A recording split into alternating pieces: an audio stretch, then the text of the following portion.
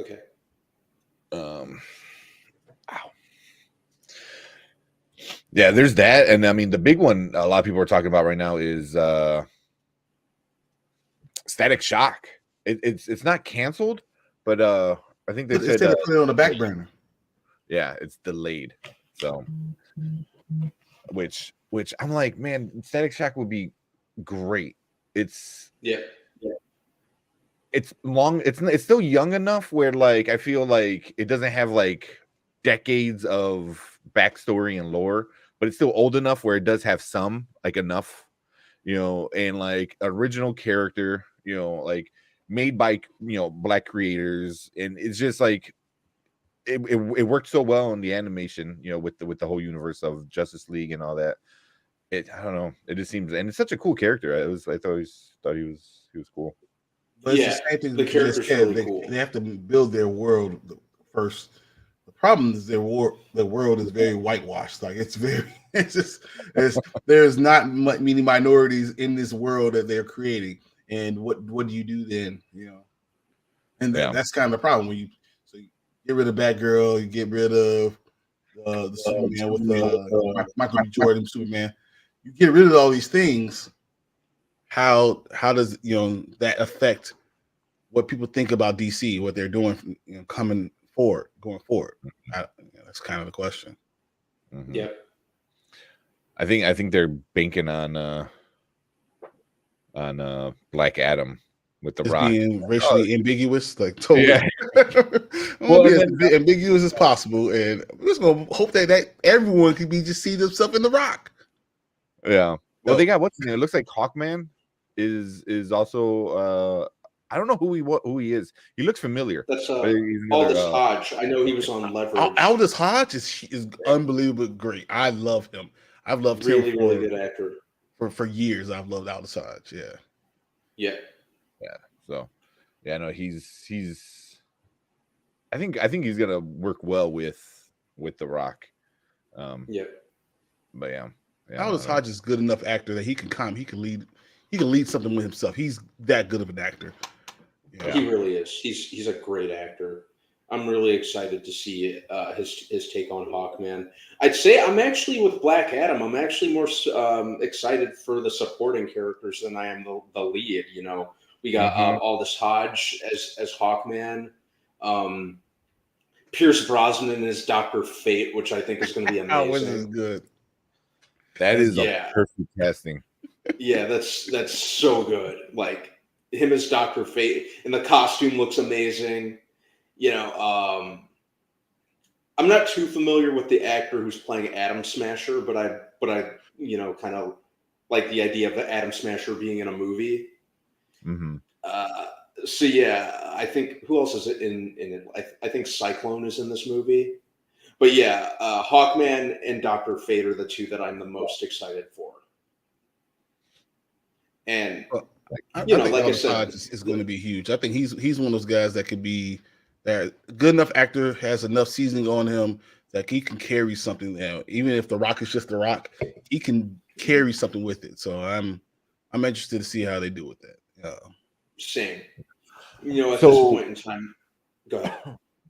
I'm looking at the cast and what's his name? The old man in Shazam, the one who gives out the powers.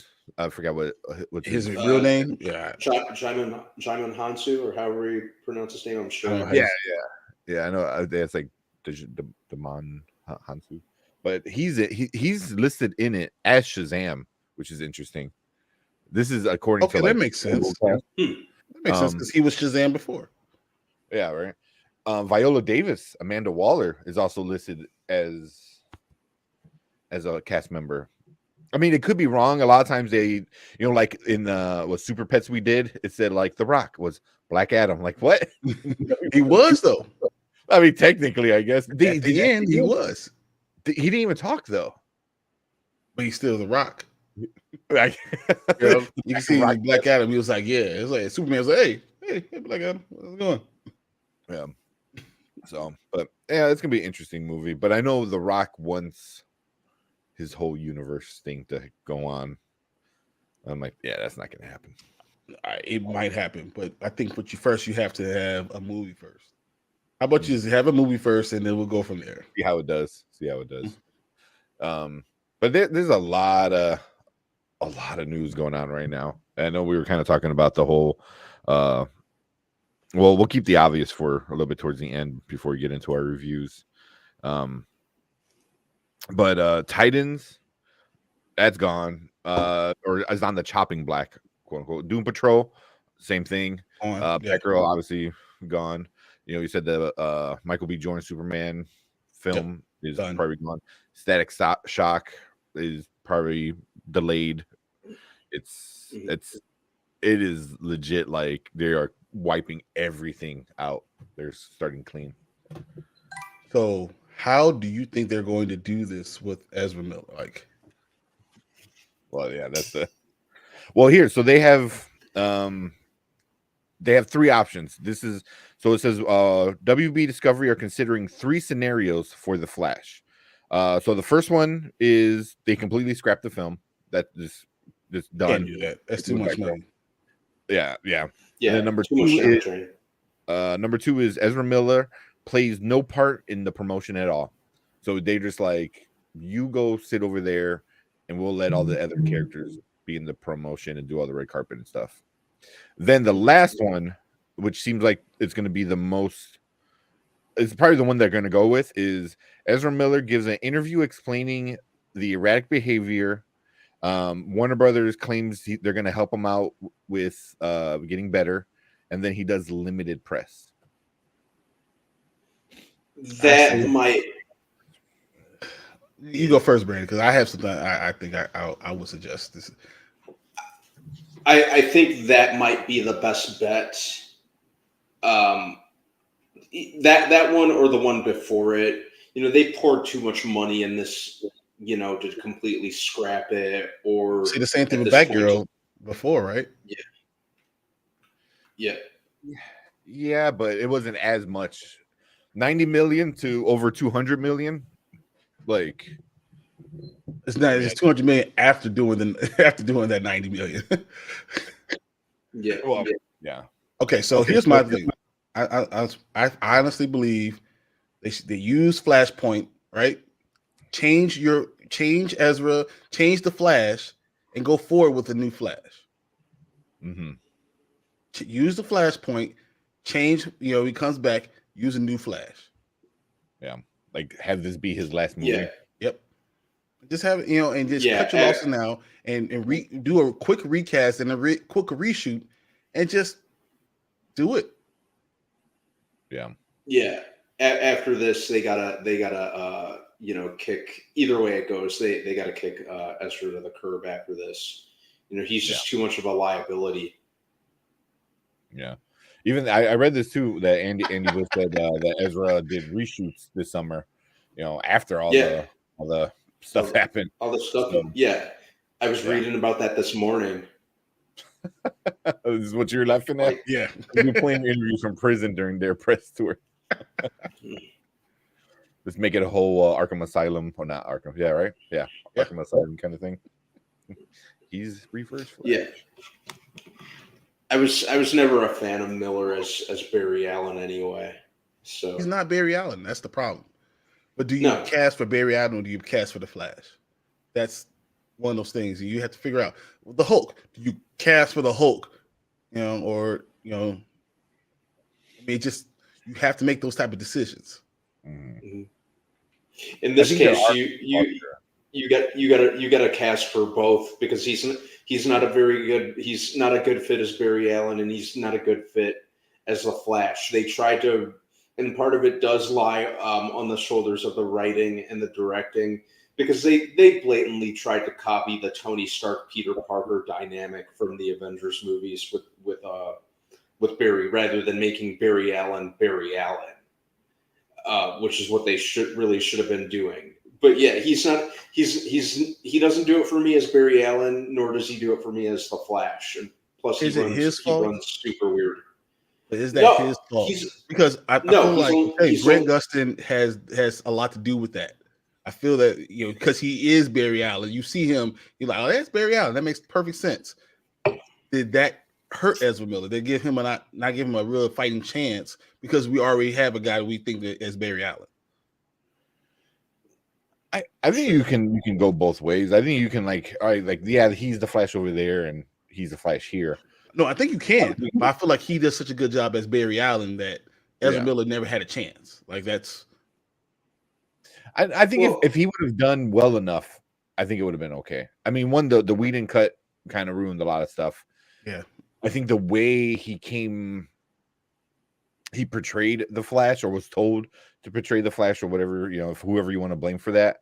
I think people, I didn't like it. The way he ran, alone. I'm like, the first time he ran, I literally looked at the screen, like what am I looking at? Like, why would you just do this? Yeah. Yeah, it's like flailing your arms is not like make you go faster. If anything, it's like slowing down. Exactly. Ran like a crippled ostrich.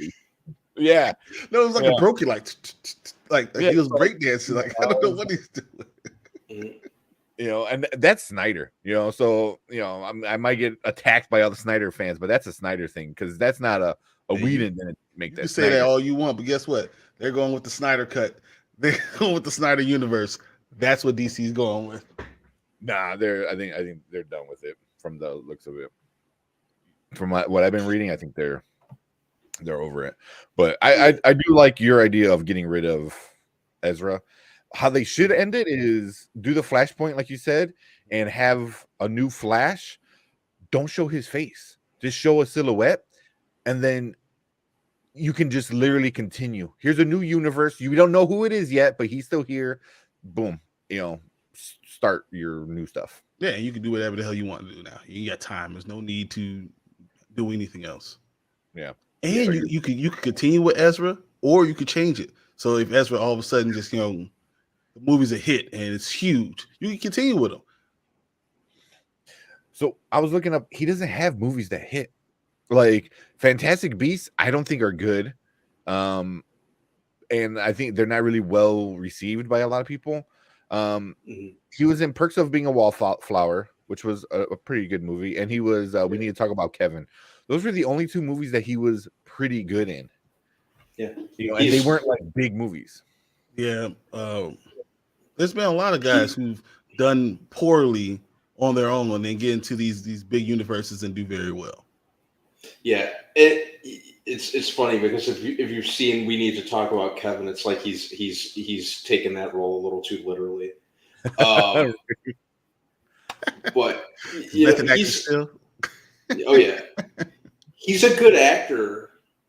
It's just too bad about all this stuff he's out there doing.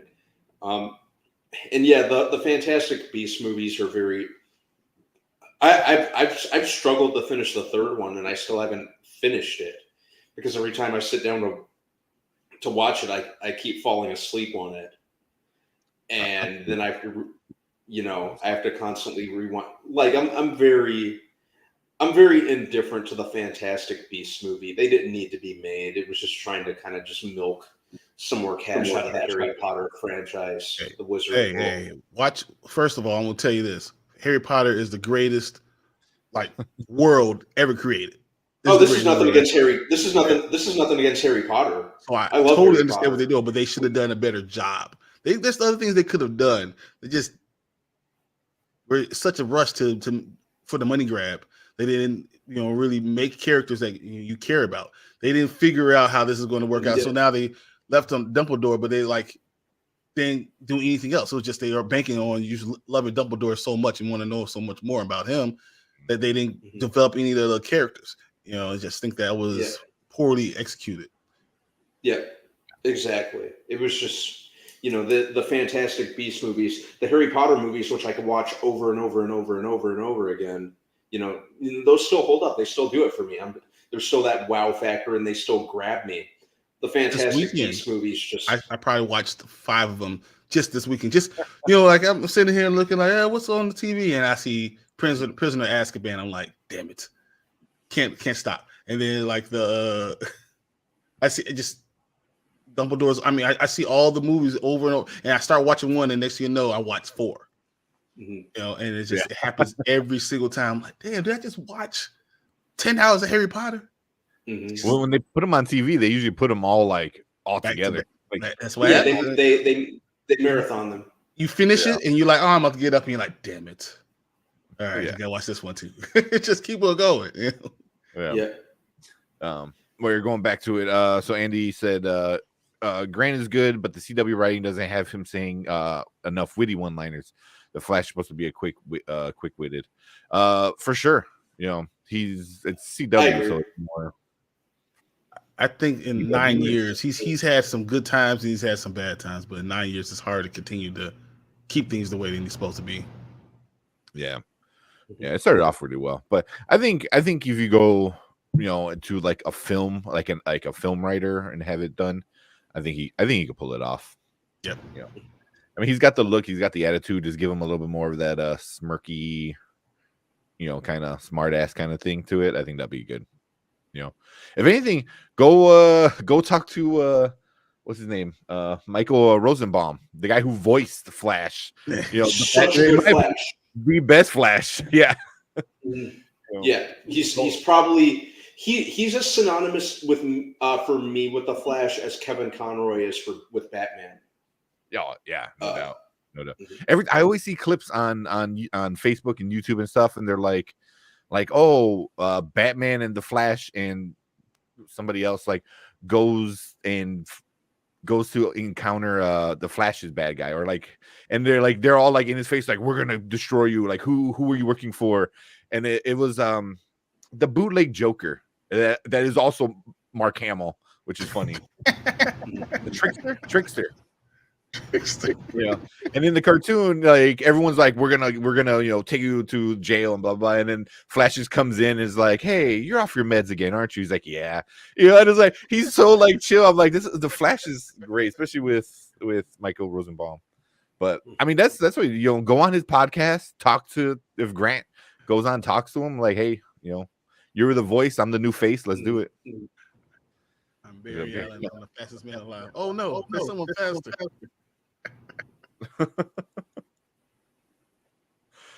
That's every season.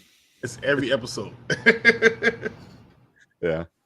But there is another article that I was reading today where the Flash fans are pushing really hard to have Grant replace Ezra in the films.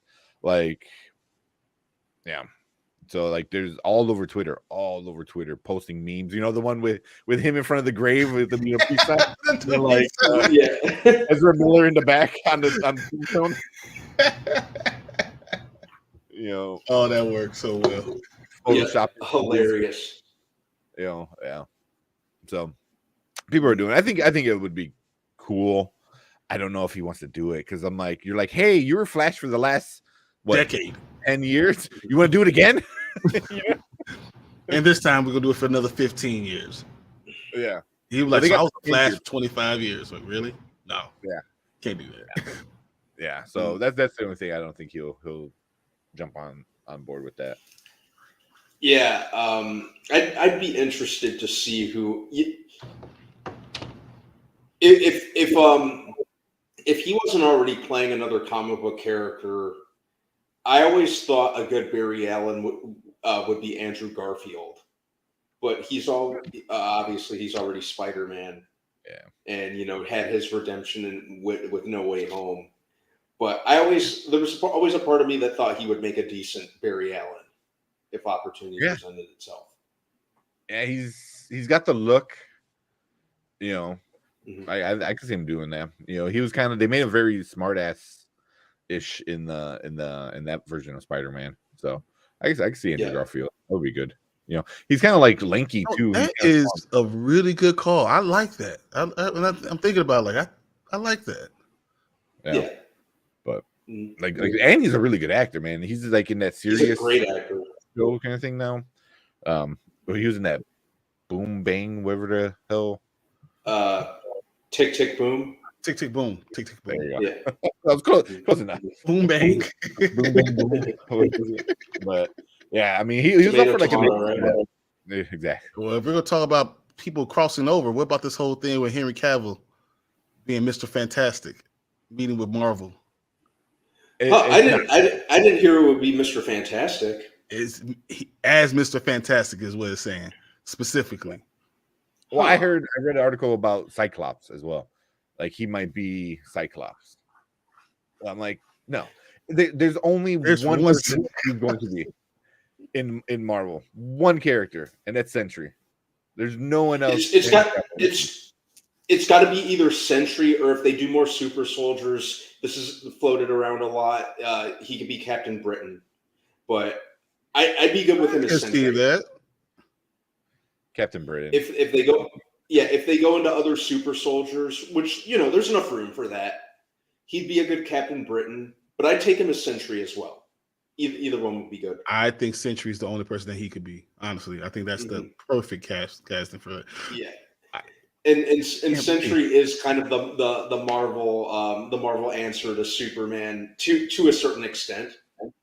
So that would be the biggest middle finger to DC ever. DC might never recover for something like that. If that happens, oh my goodness.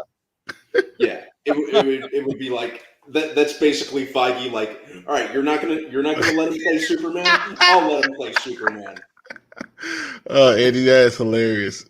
They'll probably cast Kevin Hart as the Flash to go with the Rock. That's so good. But when I saw him as Mr. Fantastic, I thought that was terrible. I thought that's terrible. I can't see him as Reed Richards. Not at all. Not that he doesn't look smart, but the smartest man alive. He doesn't carry himself that way as Reed Richards. I don't see it. Yeah, Reed has to have he's got a. I'm trying to figure out how to describe it. He's not going to be like this jacked up guy. Like he's going to be a little bit thinner, just very long and lanky, and kind of just a little bit of a nerd. As he became a man, he became the coolest guy ever. Like and Reed should have like a slight bit of arrogance to him, because Reed always knew that he was the smartest man alive. Yep. But like he was such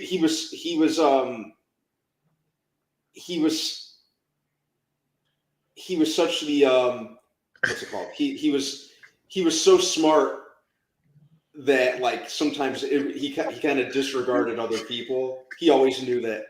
And he built the tank top. He did twice. He's doing it again now.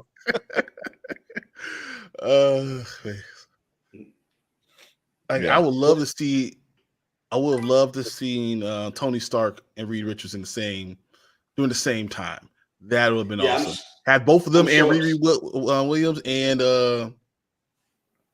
what's Black Panther sister's name? Shuri. Shuri. Like that would be like, and then Professor X, like all at the same time. This would be like the age of intelligence. Like this would just be. My thing with Henry being Mr. Fantastic is Mr. Fantastic shouldn't be as big as the Thing. Like that's it. Like that should not be a thing. Yeah, they're like, oh, they're both the same size. Like, no. Yeah, he shouldn't. I think he should be tall. He should be a tall, like 6'2", 6'3", little lanky, just kind of very cool. But that's what he should be. Mm-hmm. Yeah, and they really need to do right by the character of Reed this time, because they never quite got him in the previous movies. Oh no, I don't think they did a terrible job the first one. In the first one, it wasn't terrible. I just think he wasn't. I was never like 100% sold on him as the most brilliant mind alive, to an extent. And that's nothing against Ewan Griffith, the actor who played him. He did fine. I think it was just the writing that didn't. No, I didn't like the character. I thought the character could have been better, but I felt like the casting was fine. That was the only casting that I thought that was good. You're not a doucher. Yeah, the casting was good, and hell, Chris Evans was a great Johnny Storm. Michael Chiklis was pretty good as the Thing. I think the only casting, and this is also in part with the writing, the only reason they cast Jessica Alba is they didn't want it all whitewashed. No, they didn't want to whitewash. They said they told her that, and they said like, yeah, we didn't want to white this whole whitewash, but they just they still tried to make her. They still tried to make her. They still tried to make her look as white as they could with the freaky blue contacts and the unnatural looking blonde hair. Mm-hmm. I think the funniest thing with that movie was trying to pass her and Chris Evans off as blood relatives. Yeah, that's what I thought. So the other remake, although it's a terrible movie, at least that idea was smart. Like, just say he adopted her, him or her. One of them was adopted. Done. Mm-hmm. God, that Fantastic Four movie that just tried to rip off The Fly as much as possible. Zach Woods could probably do it. I think we talked about that before. Yeah. I don't know. I think that this casting is the most important casting they're going to have for a while. Yeah, they can't mess up with Fantastic Four this time. They cannot afford to mess up with Fantastic Four this time. Yeah, I think they'll get it. I think right. Even if they continue with what's his name, John Krasinski, I think they'll be good because I didn't mind him too bad. You know, I know a lot of people were like, "Oh, so he was stupid." I was like, "No, I like. I don't know. I thought he looked like it was cool. I liked it. You know, yeah. I mean, what they did with the character, you can argue, you know, if you like that or not. But like him as Reed was cool. It was also Bizarro World, so it's okay. Yeah, exactly. I mean, yeah, that dude. I say that to people, and they're like, "Yeah, but it's still canon." I was like, "But it's in like reverse land where like green means go," and you know, it was like it doesn't matter. It's not like the real Illuminati. And then somebody in the like I was on Facebook, they're like, "Well, it was the real Illuminati, just not in this universe." Do you know what the hell I mean, man? Like, get out of here with that crap, dude. It's like, don't. I thought that was. I'm like, I didn't even respond. I'm like, I feel like you have to do one or the other. You have to keep the characters the same, or you change everyone. You can't just change some. You have to either do one or the other. You have to be either keep them the same or change everyone. Like if you're going to make, if you're going to change Professor X, you need to change everybody. Like you can't bring back Patrick Stewart, who's like 84 years old, and then change Mr. Fantastic. Yeah. The whole Illuminati should have been villains, and they were supposed to be. They were supposed to be really, really dark. And then I think was it somebody in the high Disney said Disney said it's just too much. It's too bad. Yeah, you need to pull it back a little bit because they were gonna do some messed up shit to that version, that universe's Wanda. So, but it was too much, you know. And I get it, you know. But anything else with that one? Got a few other things. Honestly, just I know this casting is going to come out.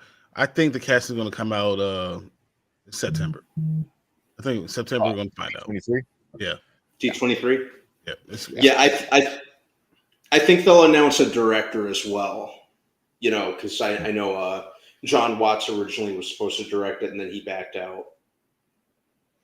Yeah. So I think they'll announce a director, and I think they'll announce something about Deadpool because they say Ryan Reynolds is like getting in shape for that. So I think that's something about Deadpool is around the corner. Yeah, I can see that. I think Deadpool is going to show up and like he's going to be the new Stan Lee cameo. I think.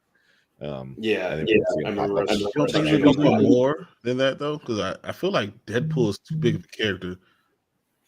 Well, he's going to have.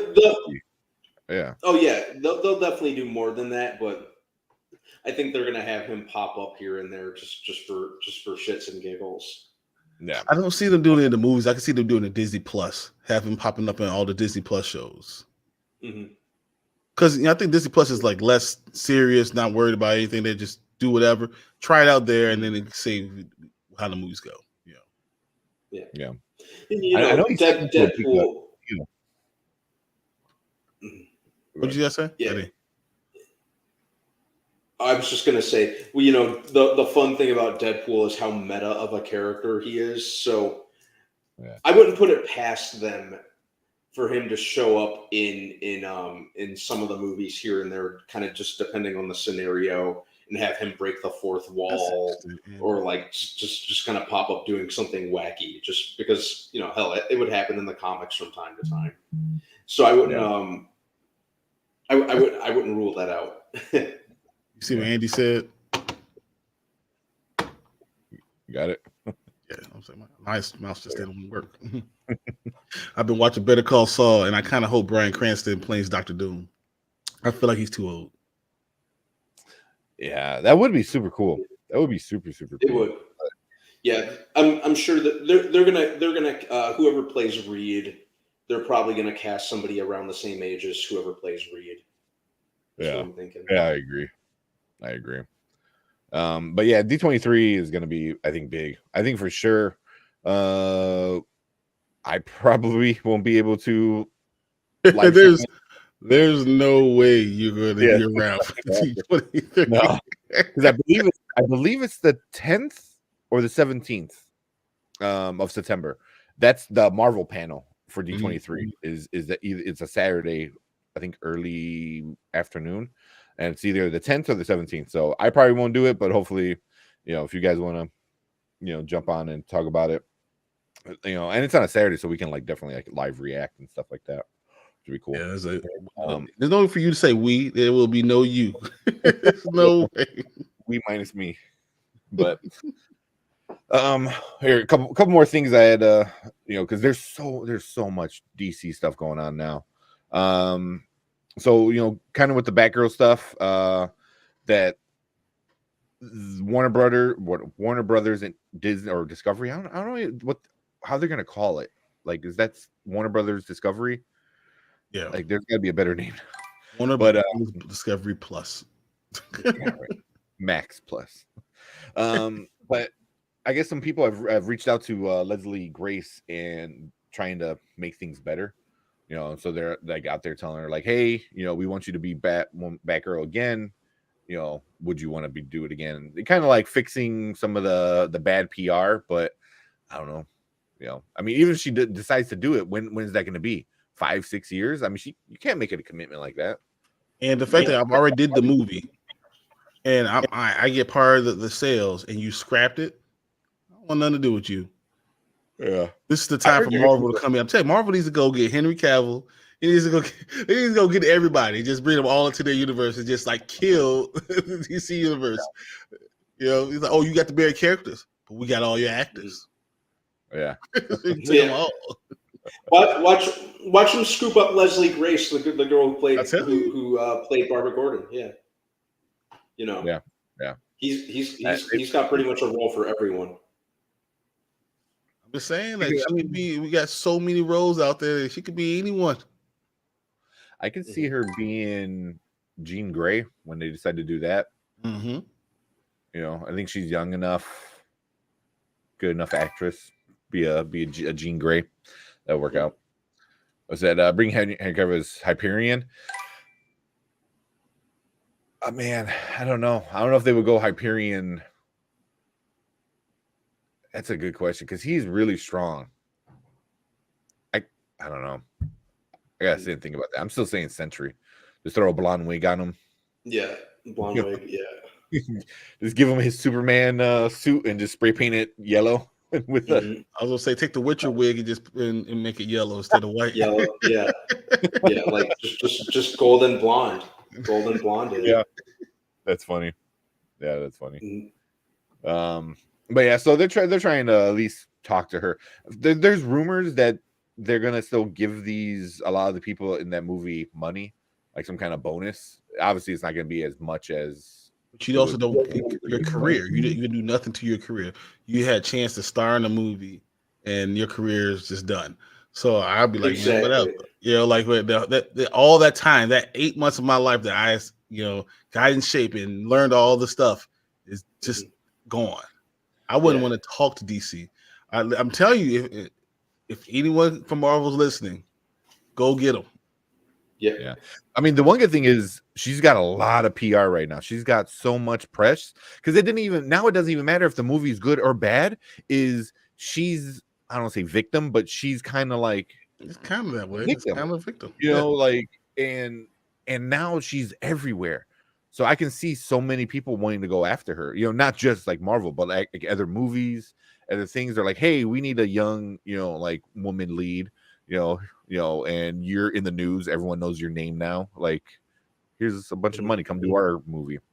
So I wouldn't be surprised to see her like coming out in the next couple years, being like 4 or 5 movies.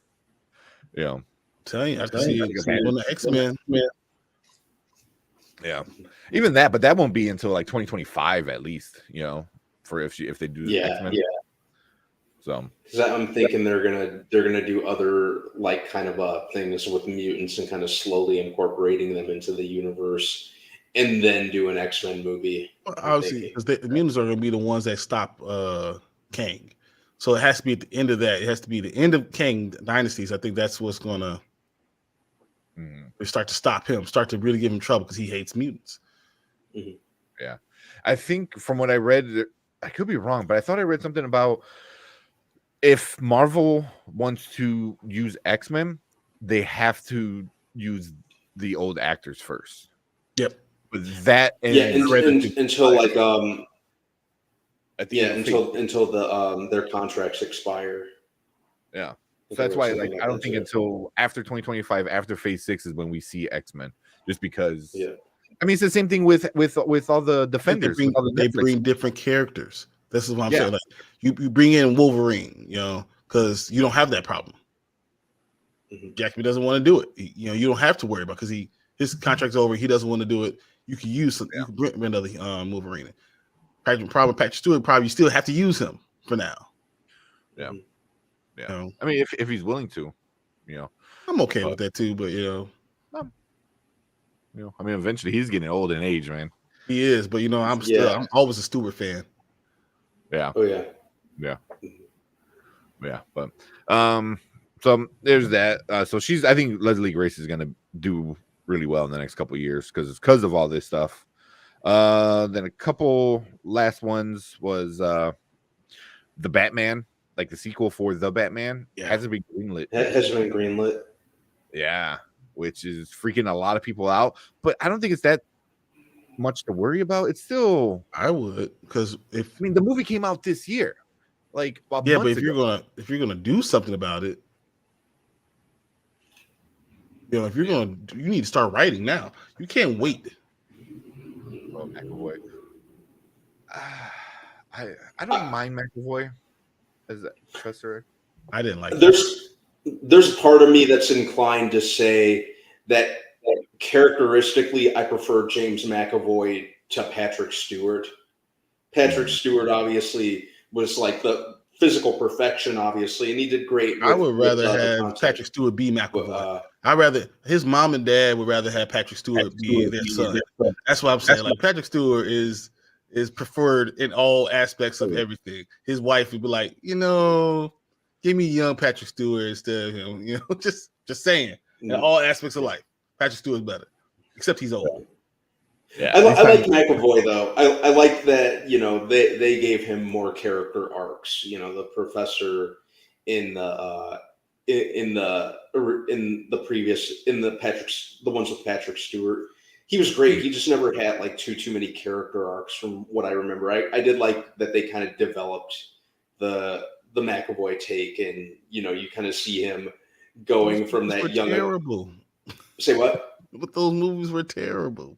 Hell, most of even some of the Patrick Stewart movies were some pretty of the stuff terrible. didn't make sense. At least I feel like they got Patrick Stewart and they at least used that. Because they followed some of the X-Men cartoon stuff. They just didn't write. They just didn't try to write. They just tried to do episodes from the cartoon without understanding the character, without having any character arcs at all. They just did the Adventures of Wolverine and his lame mutant buddies. Let's keep it 100%.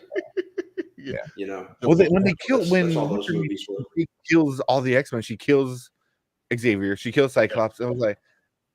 I mean, I was barely hanging on to that franchise as right in the beginning. I never liked X1. X-Men, your first one, I never thought it was good. People loved it. I'm like, it wasn't good. I'm sorry. No, it wasn't good. It was good casting, but I think it was a bad movie. Yeah, it was good casting. And like I said, to its credit, it did help like the general public take comic movies seriously. So I will give it credit for that. They're okay as movies. As X-Men movies, they're terrible. Yeah, they're bad. Because it doesn't matter who plays Xavier, he's too OP. They need to incapacitate him in the first 15 minutes to tell a story. Not really, because you need to have somebody to counter Magneto. That's like, you gotta understand that the coolest character is Magneto. Yeah. I'm not saying he's the best character because everyone loves Wolverine, people love Storm.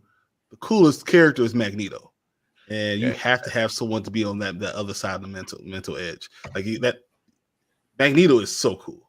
It's just, Magneto is a badass in the comics, because I'm reading some of the stuff now, because now X-Men are basically immortal. The whole setting up the Axe event, which Avenger X-Men Eternals event in Marvel right now, and there's a part where everyone blamed Magneto for killing Wanda, right? Like they blamed him. He's like, hey, F off, and was just beating the shit out of everyone. Like everyone. Like he did not care. He was like whooping everybody. And it's one man versus like the entire island of mutants and X-Men and shit. So he's a badass. But to be fair, Xavier is also a badass. Yeah. The problem with him is that he has those rules, that Superman rules. I'm only won't do this. Well, fuck that. But to me, that what makes a good character arc, which is why I'm upset at, oh shit, I should bring that up. Why I'm upset with the Hulk kind of thing. It's like when you get rid of that struggle that a character has, then it becomes boring. Like Magneto is great, because he is evil and he's able to do that, but he has a counter of Xavier. But Xavier has the rules, like you said, so he just can't go in and wipe everyone's mind and kill you and make you a vegetable. He could, but he doesn't, and he won't. Even with Magneto, because it's hard to argue his premise. That's another good thing. Like on both sides, they have good points, and that's what makes it such a great duo. And they also don't kill each other. That's just one of those amazing things. Yeah, because they're like buddies, friends, all that. But I mean, I wasn't bringing that, but I mean, that's the good thing about it, is he is OP, but he understands he can't use it. Like he shouldn't use it because it would be hypocritical, because he's a good guy. So that's why I always liked him. But I wanted to see if I can find it. No, but what you're saying about characters having to have the struggle, it's important. This is exactly what we were talking about with the Hulk, or what makes Thor Thor. Oh, why did it automatically pop up? Or did you bring it up? Nope. Oh, what the heck? So so we have our first merch out. So I need to put this in the description actually. So we're on Make Hulk Again like campaign. So we want I like Bruce Banner. I like what's his name? The guy playing Hulk right now. Mark Ruffalo. Yeah. I think he's pretty good. They just released a little trailer of Hulk going from like Crazy Hulk to this Professor Hulk, and I was like, it doesn't sit right. It doesn't sit right, and then it just makes this even more. Is like having it without the constant struggle of controlling it. There's no arc there anymore. Exactly. There's no story. You're there, and you can use it whenever you want, and it's just like there's no consequence if you use it too much. You know what I mean? Like how to control it, so it's not like I don't know. It's just I think there's two things with that. So one, you have so strong. Like, his powers that he gets angrier and angrier and angrier. He doesn't go away. Like he doesn't lose. He can't lose. He just keeps on getting angrier and angrier and angrier. And gets stronger and stronger and stronger. And that's what one part of the character. And the other thing is every time he turns into Hulk, he doesn't know if he's ever going to go back to Bruce Banner. Like that's the whole point, and that internal struggle is the entire point. And I feel like that's even what they're going with this with the new comic book they got. With he's a spaceship and it's like going back and forth with control. That's kind of the whole point. Like, you don't know, you might not ever gain control again. You might lose yourself in this, and that's part of it. You know, isn't that part of what makes Thor awesome? Because he loses everybody and he continues to fight on. Like, that's what you need.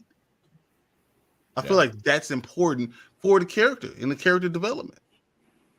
I don't know how I missed that. Squirtle can match Magneto and Thanos and everyone else. You ain't wrong. That's funny. Oh my god! I think Squirtle got famous because of the chick who voiced her. Yeah, the AT&T girl. I can't think of her name. Milana. Yeah. I can't really pronounce her last name. Yeah, Vanaya. What is it? Yeah. She is Squirrel Girl. I mean, if they ever cast her, you know, Ventrub or something like that, Ventrunda or something like that. Yeah, but yeah, they need to bring her in. All right, but yeah, I got one last thing I wanted to talk about, because so DC has this big 10-year plan going on. Right, they want to be like Marvel. They want to be like Kevin Feige. The rumor is that the Arrowverse boss, Greg Berlanti, is a possible candidate. So the guy who created like basically the Arrowverse. That might be good. So we can say whatever you want about the Arrowverse and CW and all the writing and stuff. We created that entire world, and it did so well for a decade, for over 10 years, because with terrible writing and no money.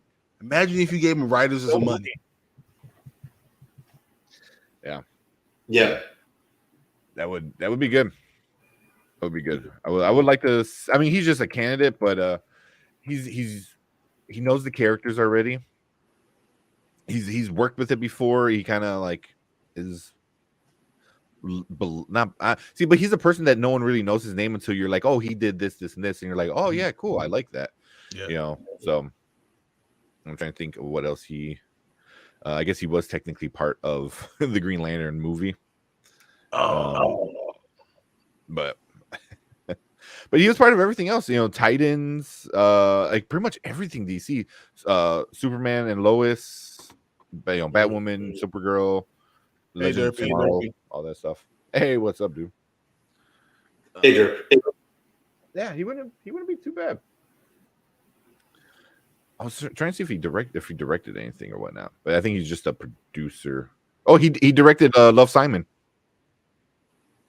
So, and I think they pulled the plug on it. He was supposed to direct like the I think he was they were gonna make a remake of Little Shop of Horrors that really he was supposed to direct. I think they pulled the plug on it. I know Taron Egerton, who played Eggsy in the Kingsman movies, was going to be Seymour. Scarlett Johansson was going to be Audrey. Chris Evans was going to be the dentist that Steve Martin played, who liked hurting people. And I think Audrey 2 was supposed to be voiced by like Billy Porter, I think. I would have liked that. I like to see it. Yeah, but I think it was supposed to happen.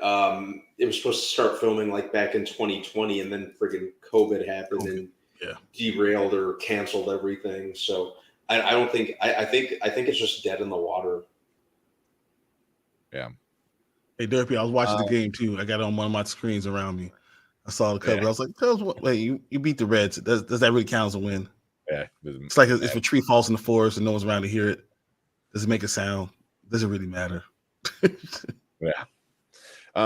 So this guy, Greg Berlanti, I think his name, Berlanti. Mm-hmm. He co-wrote and co-produced the Green Lantern. But he was supposed to be in the Booster Gold feature film that kind of never happened.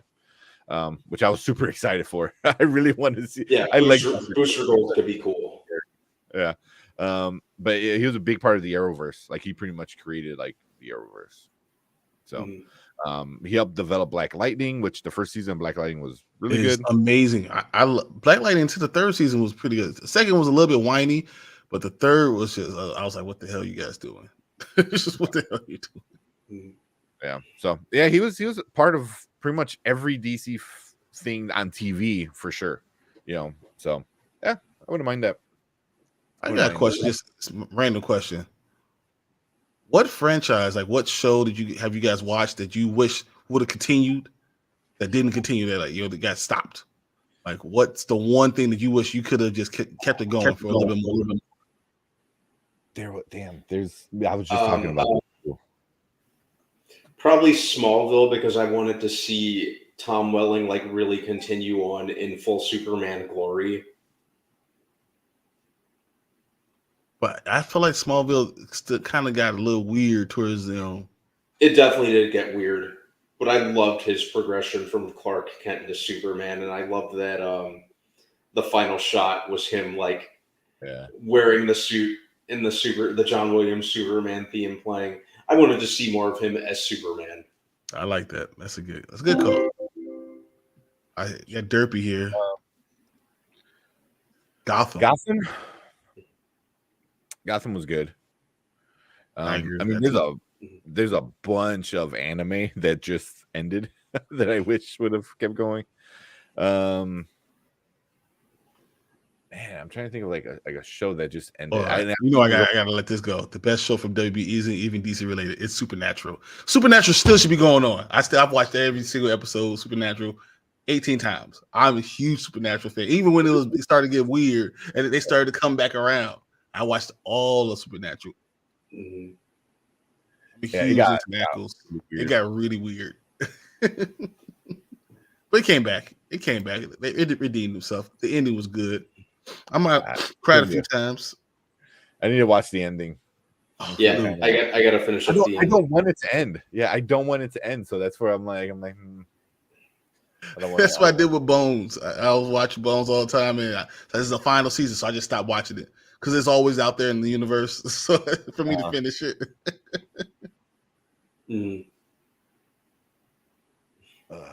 Hold on. Let's see. Definitely Gotham Knights. It has even aired.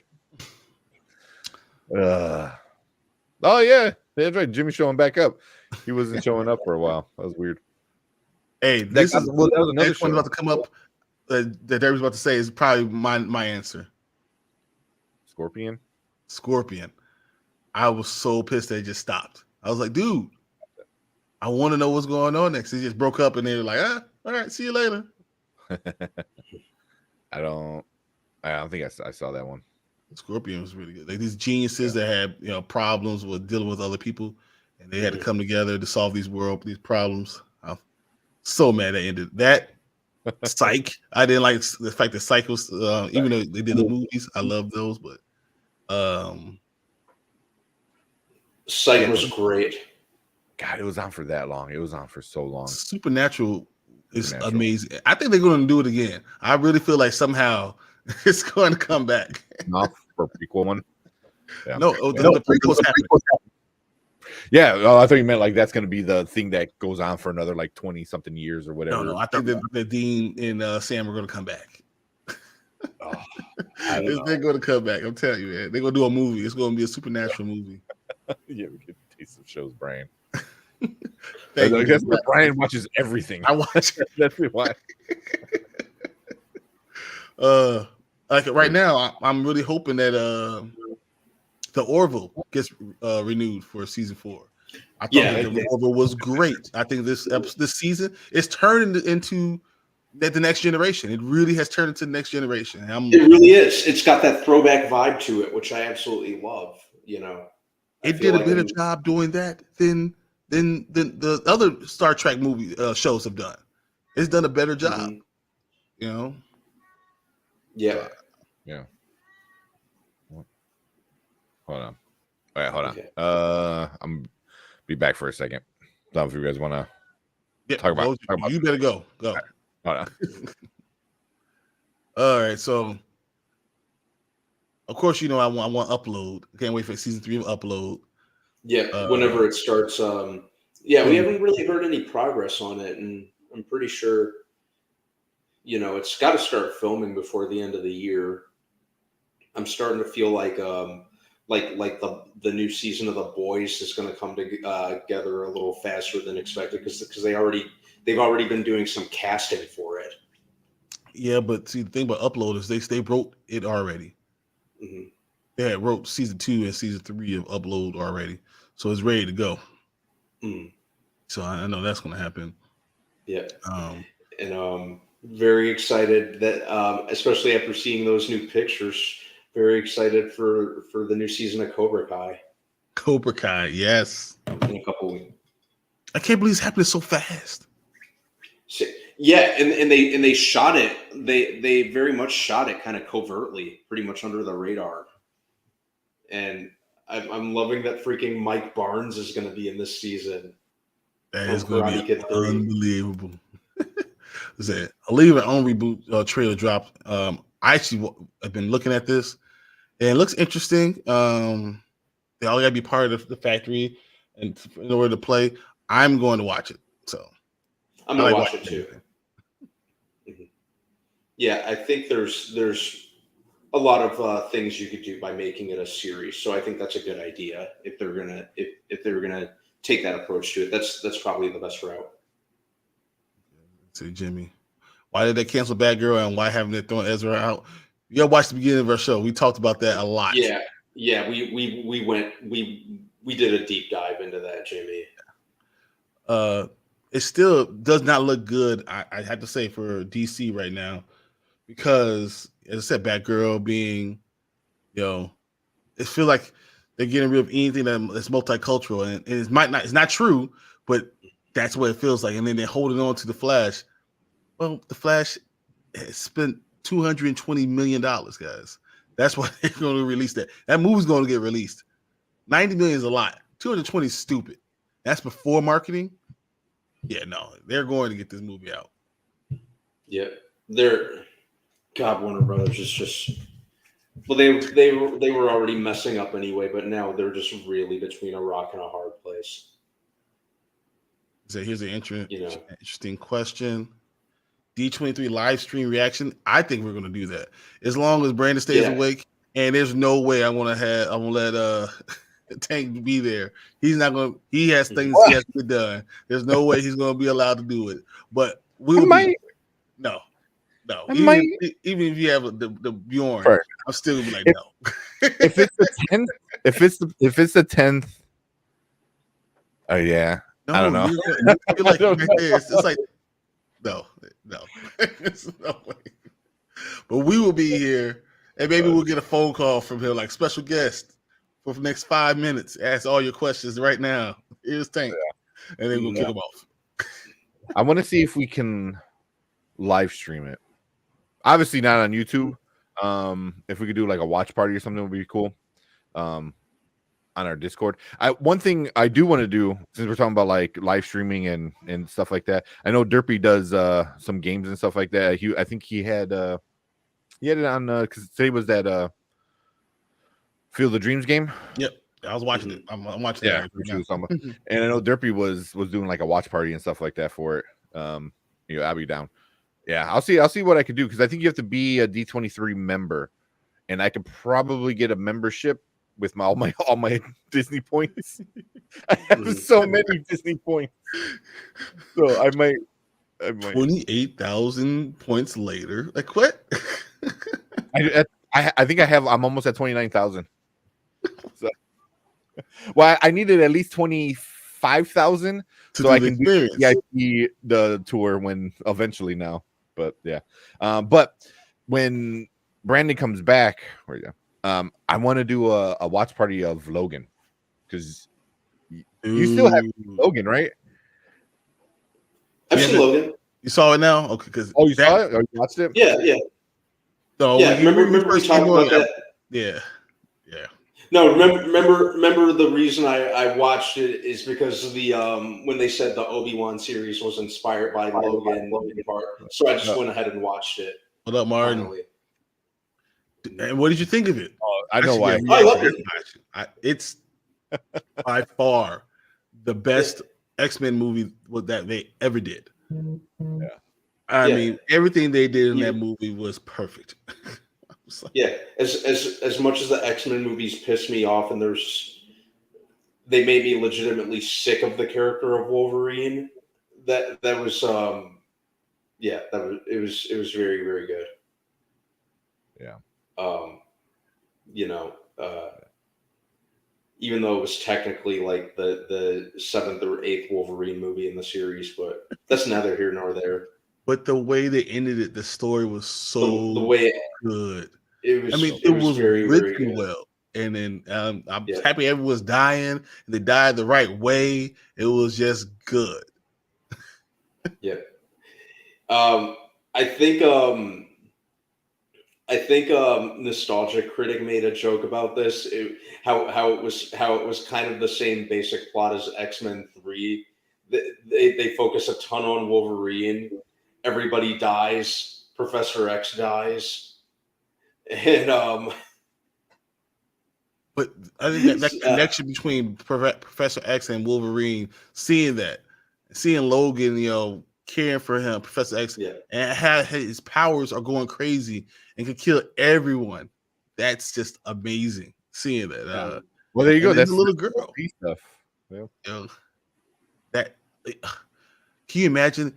Like everyone just all of a sudden just can't move and be frozen because he's in a town that's there. Like that's amazing.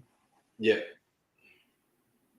I wouldn't even like to see it. What if he had his machine? What if he went into it and could connect to every mind and unhinge it? That'd be cool. And then the little girl. Any movie with a little girl already got me. Little girl kicking ass. That's it. Like, that's my life. Yeah. But it was pretty good.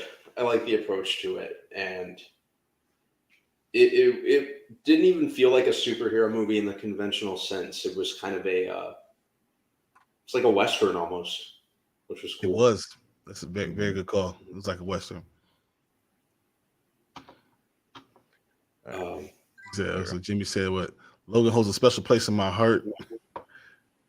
Yeah, I'm going to do a Hocus Pocus watch party for the original film, and when the new film drops, I'm actually good for that. I love Hocus Pocus, so I'm count me in. Good with that. Count me in, Derp. Count me in, Derp. Yeah, I'm definitely down for that. Around, that sounds like a lot of fun. Yeah. That'd be fun. And then we got one more. Stupid question. Charles killed all the X-Men because he had a seizure, right? I think that's what some of the dialogue kind of alluded to. As far as everyone else died because no one else can regenerate like that. So yeah. Which I mean, it's kind of cool. I mean, you have stuff like that in the comic book. In Old Man Logan, all the X-Men are dead because Wolverine gets mind tricked, which is stupid, and he kills all the X-Men. So. The seizure thing at least is more realistic. Like, what if this person with the strongest mind on the planet can't control it anymore because he controls mind? Like that's a very interesting thing. I'm like, I don't remember the comic book ever getting into stuff like that. That's a really cool concept, and that's one thing why I like it. And then Logan being the only one who could take care of him, not only because he does love him like a father, but he's the only one that physically can handle it, which is just, I don't know, it was just such a good freaking movie, man. It was. I was hoping you didn't see it though, man, so we can watch it together in your first time or something. But I definitely watched it. Dude, this is exactly what happened. Charles hooks up with Cerebro and has a seizure. It's the apocalypse. Everyone dies immediately. The world just stops spinning. Can you imagine the world just stops spinning? Yeah. Deborah said, your server. I mean, it's your thing, man. If you want to do it, we'll go over on your server. Yeah, we'll go on you. Yeah. I don't mind. I know our server is still kind of small. we gotta try to build it up, So if you want to join Discord, link in the description. We've been going on it a little bit more. I know it's me, you, Braden, Martin is on there a lot too. So kind of throwing up random sports stuff, random TV stuff. But yeah, I'm gonna plug this one more time. So go get our shirt. $15, man. Plus shipping is not too bad. I'm gonna buy one for me, but the Hulk Hogan. Chances are I'll end up getting one as well. That's funny. Yeah, I gotta. I'll make you. I could do like tank tops. Make you a tank top. But yeah, so they got all that. We got a bunch of other ones too. If you want to look at, if you want to rock some Spoiler King shirts, and some Panda Grizzly hoodies and stuff like that. But yeah, we got some make Hulk again. Something weird. I just like it. I think it's definitely gonna get a Spoiler King shirt as well. Yeah. Let me know. We'll get you all set up with that. You're literally drafting while on show. Yeah, if I don't, because somebody's gonna lose a yelling at you. We both looking out. We both looking at you. Someone to come yell at me. I had I know. So we'll start our reviews on the two shows. I had my queue, and it's been obviously dwindling down because everyone has it. And I picked up Donovan Peoples-Jones, and I think that's a really good pick. I liked him. I don't think he's gonna be great. He might be good right off the bat. I mean, he ain't gonna put up 15, 20 points, but he's like a solid backup kind of guy. But if him and Watson wind up, because Watson has been targeting him a lot in practice, which is kind of good, So, and if I was him, I was like, yeah. So I don't like bringing up too much sports stuff, but you see, Watson's people actually put up a thing for him. Say, I'll take 8 games and a $5 million fine. Yeah, that's interesting. That's more than what the judge lady said. Yep. So he's like, I'll take an 8-game, $500 million fine. Like, wow. I don't know if that's smart, like a fox, or stupid, but it is what it is.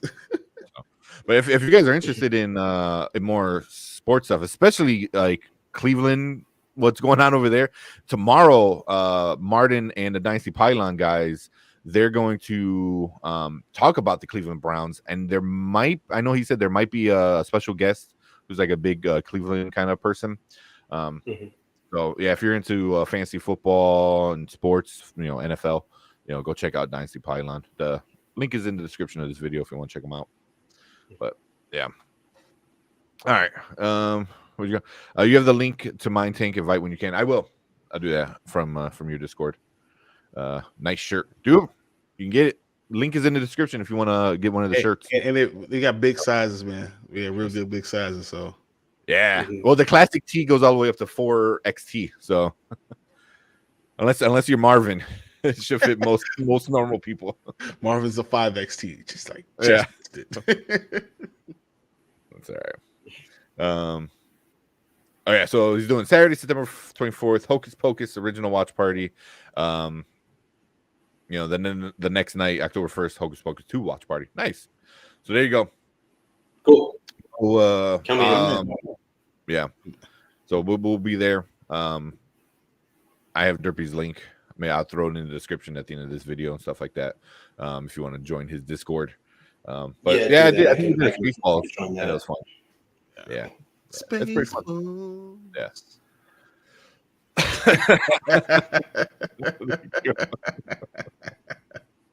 Look, I wear a 2XLT, so I know all about it. And having to get, you don't want to get the 3X, but you gotta get, if you do that, you get to go to, it's bigger than you really wanted, so you get the XLT. So I know you need to have 4XLTs and all that stuff. Come on, rep for big guys. Don't be hating. Yeah. He said, no, you're good. Mark holds it up because he sleep all the time. I'm like, why is he still that picky? I'm like, all right, wait a minute now. Yeah. All right, let's do our review. We've been on for an hour. Yeah. Let's get into Quickly, it. they're shorts. Well, Martin, if you're live, if you want to jump on and talk about Harley Quinn real quick, we'll do Harley Quinn. We'll start off with I Am Groot, and then it gives you some time if you want to jump in and talk about Harley Quinn. And then maybe we'll watch a few trailers at the end. But all right, let's get into it. All right. Shit. Where's my thing at? There we go. All right. Welcome to Spoiler Kings. My name's St. Kramer, Bryon, and Brandon.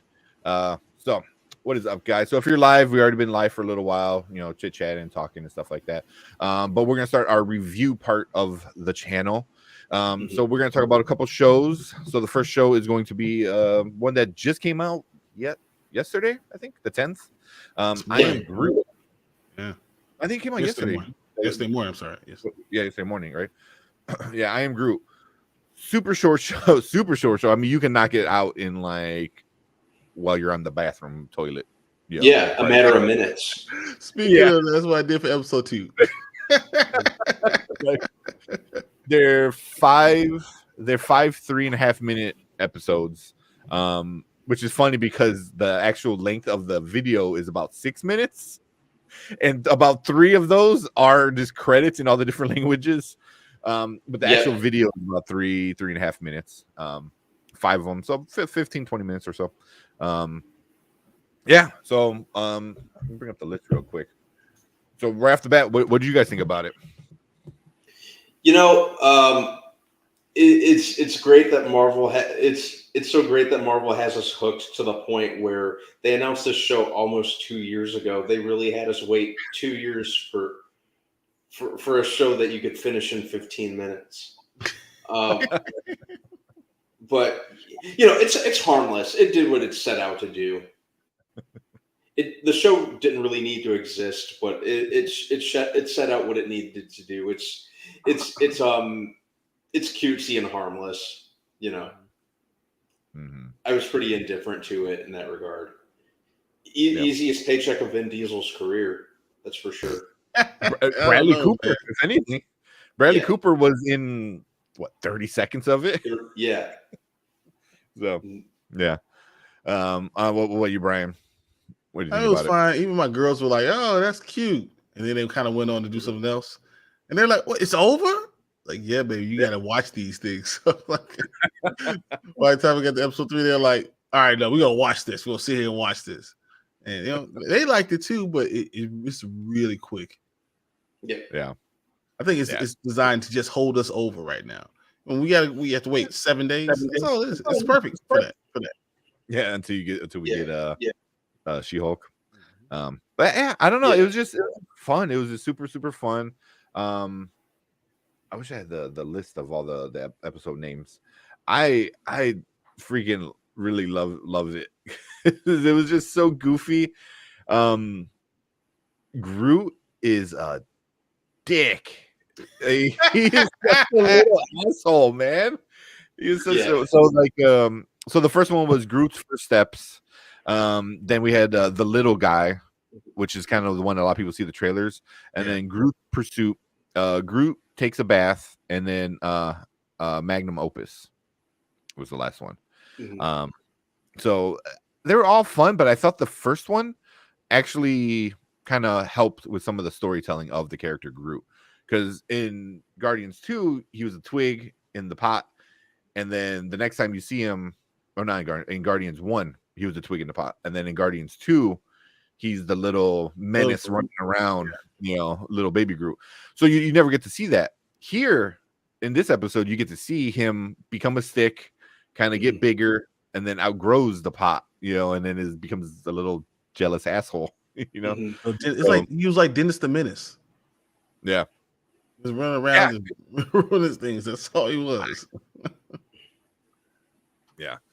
Yeah, it was. You say I Am Groot, or you can say family. Family. But yeah, freaking Vin Diesel. Yeah, this is super. I don't know how.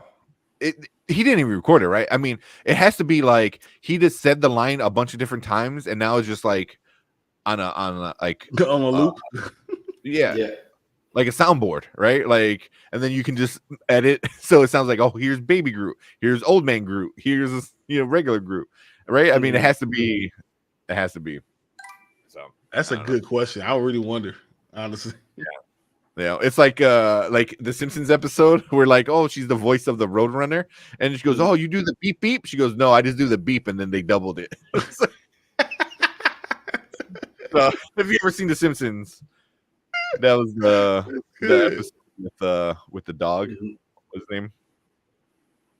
Where Homer plays Santa's little helper. No, the Itchy and Scratchy when they yeah. I can't think of his name. Oh my god. So that's how old I am. There's so many Simpsons episodes that the chances are I've seen it. I'm just trying to place it right now. Yeah. But yeah. So yeah, yeah. Mm-hmm. The Groot takes a bath though. That one, that one got me because he at the end he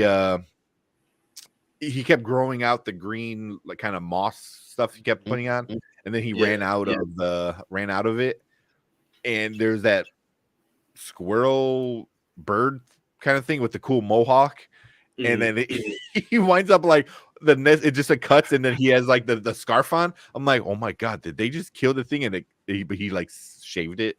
So like that's still pretty bad. So I was like he's a little asshole. All right, so Vin Diesel comes in and he does all the little shorts. He did it all in like an hour, and he left. Like he did all the episodes in an hour and then left. And got $500,000. Yep. I don't know. Yeah. He got to do a couple 100,000 at least. Easiest payday of his life. Yeah. That's cool. Even Brett, the last one though kind of got me. That was kind of cool. That's where he's on the ship. He you see Drax's boot. I guess. Well, at first, so you saw somebody in the. I gotta say this. It's also estimated that Vin Diesel can make around $67 million for voicing Groot in Guardians of the Galaxy Volume 3. $67 million for saying I am Groot different times. Oh my gosh. Not At least Bradley Cooper actually talks. Like, yeah. Oh, 3 words, $67 million. Yep. How about that? Groot. Yeah. Well, I guess if you count we 4 words. Yeah. That's insane. But yeah, the show was fun. I liked it. I think at the end of it with me and my girlfriend, I'm like, oh, that's it. She goes, that's it. Like she wanted more. Like, yeah. I'm like, yeah, it was cute, like yeah. But like I said, there's only a couple episodes and it's a very, very quick watch. Yeah. But a lot of people are complaining about the animation. They said the animation sucks. It looks bad. And I've seen a lot of negative about the animation, saying it looks terrible. What's Marvel doing? And like, what do you want Marvel to go do? Do you want them to go be slave drivers for these animation guys? I don't understand that. Yeah. And I thought it was good. I mean, it wasn't the greatest animation ever, but it was for what it was worth. I'm like, it was cool. It looked Marvel doesn't do great animation anyway, so who cares? Just let it be. Yeah. Yeah. Yeah, I thought it was fine. Let me see if there's on Rotten Tomatoes. So on Google, it's like 96% liked, which is kind of crazy. I don't know. I mean, it's kind of hard to say if this is an hour later because it's so quick. It's hard not to say like, yeah, go watch it. You can watch it right now. Next time you're taking a poop, you can watch it. That's what I said. Honestly, if you're sitting there waiting for your wife, you're in the store. You wait for your wife to come out the store, watch it. Or if you have to be in the mall holding a purse, watch it. These are good little short things where you can enjoy yourself while you're still doing things that you don't like doing. Yeah, I wish we had an option called just whenever. Just watch it whenever. Whenever you got a chance. Yeah. I mean, because it's literally 3 minutes. So. Yeah. it's fun. I thought, I didn't expect anything game changing out of it. Yeah, it's not canon. 67. Yeah, it's fine. It is canon. They said it is canon. Oh, it is canon? Really? Yeah. They came out and said it's canon. But nothing really happens that would make it not canon. Yeah. What you got? I'm a little more interested in the Guardians of the Galaxy holiday special at the end of the year. That just sounds like it's going to be a lot of fun. That's gonna be a good one. That's gonna be good. I guess the only thing it does change in canon is Rocket is an old man and needs readers. Which that made me laugh. I don't know. Maybe I'm just like that easily amused, which I probably am. But that made me laugh. He's looking at it, he goes, "What do we have here?" And he puts his glasses on. It's like it's just such like a grandpa old man kind of thing. You say, well, if you were made in a lab, they didn't do that right. Yeah. So, but yeah, I guess that's the only thing is Rocket needs glasses to read. What do you say? Oh, okay. Good. The wise coach once said, "Tell them to bring me my money." Exactly. Yeah. That's exactly what Vin Diesel did. Hey, so Vin Diesel was brought to $67 million, and the family comes and say, "Hey, we got money." He was like, "Who are you?" Instead of say family all the time, like, "That's my money." I'll see you guys out. I'm later. Yeah. So, and then real quick, Rotten Tomatoes, I got I Am Groot. 8 critics gave it an 88%. So, I don't know. And then the audience score gave it an 81%, and that has 93 people. So, I don't know. But I think it's cute. I think it's really cool. So, like, why people hate on things? Why do people hate on so much stuff? Can someone tell me? Let me know. I don't get it either. I don't get it either. It's ridiculous. Yeah. They just piss and moan just for the sake of pissing and moaning nowadays about any and everything they can. Oh, groups and blah blah blah. Oh, they're making it into the MCU and they just always find something to piss and moan about. It's friggin' pathetic. Just for the sake of pissing and moaning. Yeah. I mean, that's kind of the world of YouTube, and everyone needs a reaction or a hot take or something like that. I was like, I guess, but it gets very tiresome after a while. I was like, for me, it's like I can't live my life of just being angry at everything all the time and be negative, and not enjoying life. It's way too draining. Yeah, but it's also if you hate everything, like the things that when you do like it, I kind of question. I was like, well, why do you like it? Because you said this sucks because of this, but then something else can do the same exact thing, and you're like, well, that's good. So it's kind of like, I don't know. I mean, that's when your opinion shouldn't matter. That's when you should tell someone, your opinion doesn't matter because it doesn't make sense. Yeah. Yeah. Well, what's his name? Speaking of like opinions mattering, is Daniel my God, I just having a brain fart. Daniel Coulier. Yeah. He wound up talking shit to Logan Paul because Logan Paul like really said bad stuff. Not bad stuff. But I've heard all about him. Yeah, he really did not like it. He goes, "Oh, it's a stupid movie," and blah, blah, blah, which is funny because it's a movie making fun of people like him, like always going for the shot and stuff like that, which is just even more like funny because it was so ironic about it. But yeah, Daniel Coulier was like, he's like, who is he? He goes, why is his opinion on top of the tree? I think he said something like that. He goes, he hasn't done anything. He hasn't made a movie, which is true. Like he got famous by making 6-second clips of, him and a short person, Yeah. I mean, that's literally how he got famous. I was on Vine, which is so. Now we're gonna have a movie. Thanks, guys. Now Logan Paul's gonna make a movie. Yeah. You just hate us, don't you? He's too busy buying $500 Pokemon cards. But cool. That was I Am Groot. And then we'll get into the few episodes of Harley Quinn. Yeah. All right. So we just did I Am Groot. So now we are going to talk about Harley Quinn. I believe there's only 4 episodes out so far. It's over on HBO Max. It comes out every Friday. Right. I keep getting like all these like release dates. 5 episodes? Okay. I might have missed the last one then. I think I might actually did miss this last Friday. But yeah, I mean the first 3 came out together, and then it's been the last couple of weeks.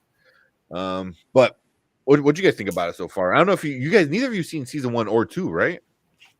I haven't finished them, but I did try to watch this newest episode, and naturally I was a little lost and that's my fault because I got to catch up on it.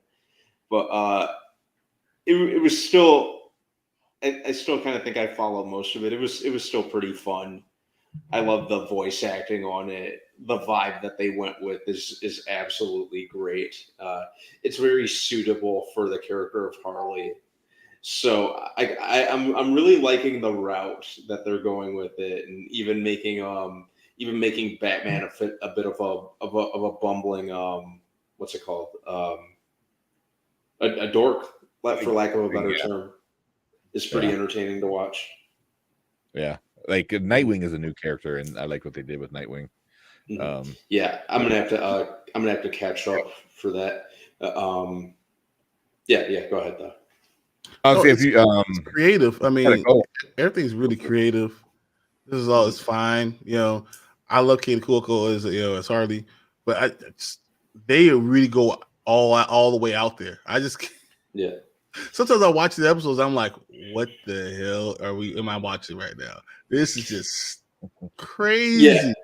You know, the over the top aspect of it and the shock value, it works for me the same way that it works in The Boys. As in, exactly. It doesn't seem like it's trying to be try hard or edgy or juvenile, but it works. What it's doing very, very works with the tone that they set from the very, very beginning. So that's why that works for me. And it never gets too try hard or annoying or that sort of thing, because you run that risk of doing that when you're taking that type of approach. But it works very, very well. I don't know. Yeah. I think it's more like it tells you what it is. This show has said what they are at the beginning and stayed true to what it is. I don't mind. It is juvenile. It's fine. You know what? I'm 37 years old, and I've never gone past 12 years old really in comedy. I like all those things. So, as long as you tell me what it is at the beginning, I can deal with it. Yeah. As long as you don't try to be something you're not. And that's why I watch it. It is some of the stuff is I'm like, whoa, that's crazy. I don't know if I want to. I'm not gonna let anyone see this. I don't know if I want anyone watching me watch this. I'm gonna watch it because I already know what it is. Yeah. It definitely. Real quick, Brandon, if you gotta take off, if you want to go ahead and take off, man. Yeah, because I got an early day tomorrow, and I'm starting to I got an early start today, so yeah, I'm gonna get another early start tomorrow. So I'll talk to you guys probably tomorrow, and we'll go from there and reconvene soon. I'll definitely be on the next video. Yeah, man. Sounds good. All right. All right. Cool, man. All right. Be safe. Later, I will. I'll talk to you guys later. All right. Bye-bye. So I know he had a message that said he had to go, and I want to keep him up. But like you said, it's a show that knows what it is, and it went out to be what it was right from the beginning, right from episode 1, from season 1, and it just continued getting more and more crazy, even to the point where I think there was be a sexual act that Batman wasn't able to do, and now they're kind of like joking at it already, which I find they're making a joke about it. So that's even more entertaining. It was like making fun of itself because of the people that were in charge before. I don't know, but it's so good. It's like you said, it's childish, but it's also very adult, so it's like it's a fart joke as they say the F word kind of thing, you know what I mean? So like as they're killing somebody, so with blood in it, right? Is someone gets split down the middle of the yeah. Like besides Green Lantern, I think Wolverine and Nightwing, like those are my top 3 like comic book characters. And what they did with Nightwing is so funny. Like it's just he came into the season and I think he's sitting next to Harley Quinn on the bus and he's like doing a monologue kind of thing, and then and then the whole time is like he's trying to be serious and everyone calls him out like what are you doing? What are you doing? And are you brooding? No. Yeah.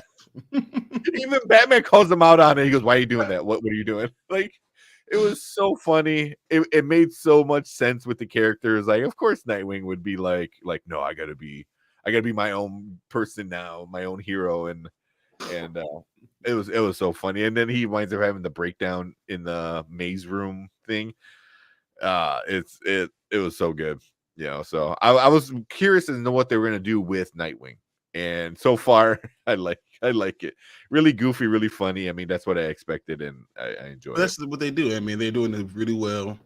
All the characters like this. I mean, I love what they did with Ivy. I like what they did with Bane.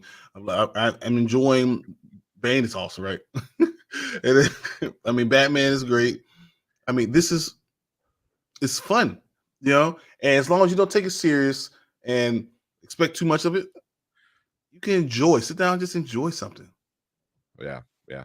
I say like all the characters. Like I love Ron Funches. I want to see him live when he does like do a tour. I know he's doing a tour now. So, but he's just his voice is just such a character voice anyway. And him as King Shark is so good. It's just, oh man, like at first I didn't. I'm like, how's that gonna work? And then they did it. I'm like dead on. And then Clayface's voice is like so over the top, like hammy actor kind of style. I was like, damn, it works. Everything about Bane before. No, Bane is the best, where it's like because again it makes fun of itself. It's like, oh yeah, like here's this Bane, so we're gonna make him look like the old cartoon with the tubes running everywhere, but he's gonna sound like Tom Hardy's Bane, but be stupid and silly, and no one's gonna take him serious. No one's gonna take him as a threat. Oh man, Bane is underwater. Yeah. Oh man, Bane is definitely one of my favorite characters. But even like every time they introduce people, like they did the whole Kite Man thing. And I'm like, what? And I went up loving Kite Man. Like, I love that character, Yeah, so Poison Ivy was awesome. I think Lake Bell pulls it off really, really, really well with Poison Ivy still. Yeah, I mean, it's just such a great voice acting cast. I personally think it's harder when you doing silly to be silly, but not be, doing the same jokes over and over again. To come up with something new every week is really hard. And the fact that we're on season 3, that's really interesting to me. I can't believe that we're 5 episodes in and they're not doing the same stories over and over again. Yeah. Oh, I don't know why I couldn't think of who Clayface was. Do you know who he is? The voice actor or the actor? I know I've seen his face. What? He's the dude. He's the alien on Resident Alien. Yes. Yeah. Right. Yeah. Alan Tudyk. What's his name? Alan Tudyk. Tudyk. Yeah. Yeah. I watch really everything. Resident Alien. Oh, he was in Star. I heard Resident Alien is really, really good. It's great. It's really good. Yeah. But he was also in Star Wars. He was in Rogue One. He was the robot. He was the big, tall robot. But yeah, even from A Knight's Tale. So I mean, oh yeah, yeah, that was kind of his big one. But I mean, all the actors. Jason Alexander, is Cy Borgman. Tony Hale is Dr. Psycho. What's his name? Bader. he voiced he voices Batman in this one, but he also voiced Batman in one of the animated ones, like the kiddie animated ones. He voices he was on I don't know if you remember Drew Carey's show. Yeah. He was one of the not the tall skinny friend, but the other friend. Yeah, the stupid one. It's also with Adam Sandler. And shit, was it? Man, I'm blanking on. Was it Bader? Carl Dietrich Bader. Yeah, he was in Napoleon Dynamite. You know, he played the stupid yeah. Oh, Brave and the Bold. That's what he was. That's the Batman. So he voices Batman in there. But yeah, he's Batman in this one, which is pretty awesome. It's funny. But yeah, but Ron Funches is definitely one of my favorites. And I always forget Barbara Gordon is Kaylee Cuoco's sister. Really? So, yeah. Yeah. I mean, Christopher Mulaney is Gordon. Raul Cooley, Scarecrow. Although they haven't put Scarecrow in the season yet. Well, I haven't seen the last episode, but yeah. Phil Lamar's in it. Jim Rash is Riddler. Yeah. So it's such a freaking Giancarlo Esposito is Lex Luthor. I always forgot about that. That's pretty good. Yeah. You think about Lex Luthor, that's pretty good. There we go. There he is. I was wondering if he was gonna come in. Yeah. Well, yeah. Then you got like Nicole Sullivan. Was it Taisha Campbell is Monica? What Monica? Monica. I think it was like I forget who Monica was. I'm trying to think what season. Yeah. Oh, JB Smoove. I forget how he's Frank the Plant, which is amazing. I like yeah. He's so good. He's so good. Even Robin. I love Robin in the show. Because he's such a dick. He's such a little asshole to everybody. What's up, man? What's up, dude? Hoping you would have jumped on because I know we're talking. I just finished the last one. Oh, did you? I watched all of them, and then I was like, "Oh crap! I got one more."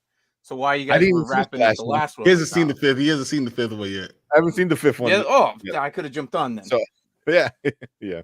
So yeah, I have no idea what's going on in that last. It's pretty good. It's pretty good. I expected.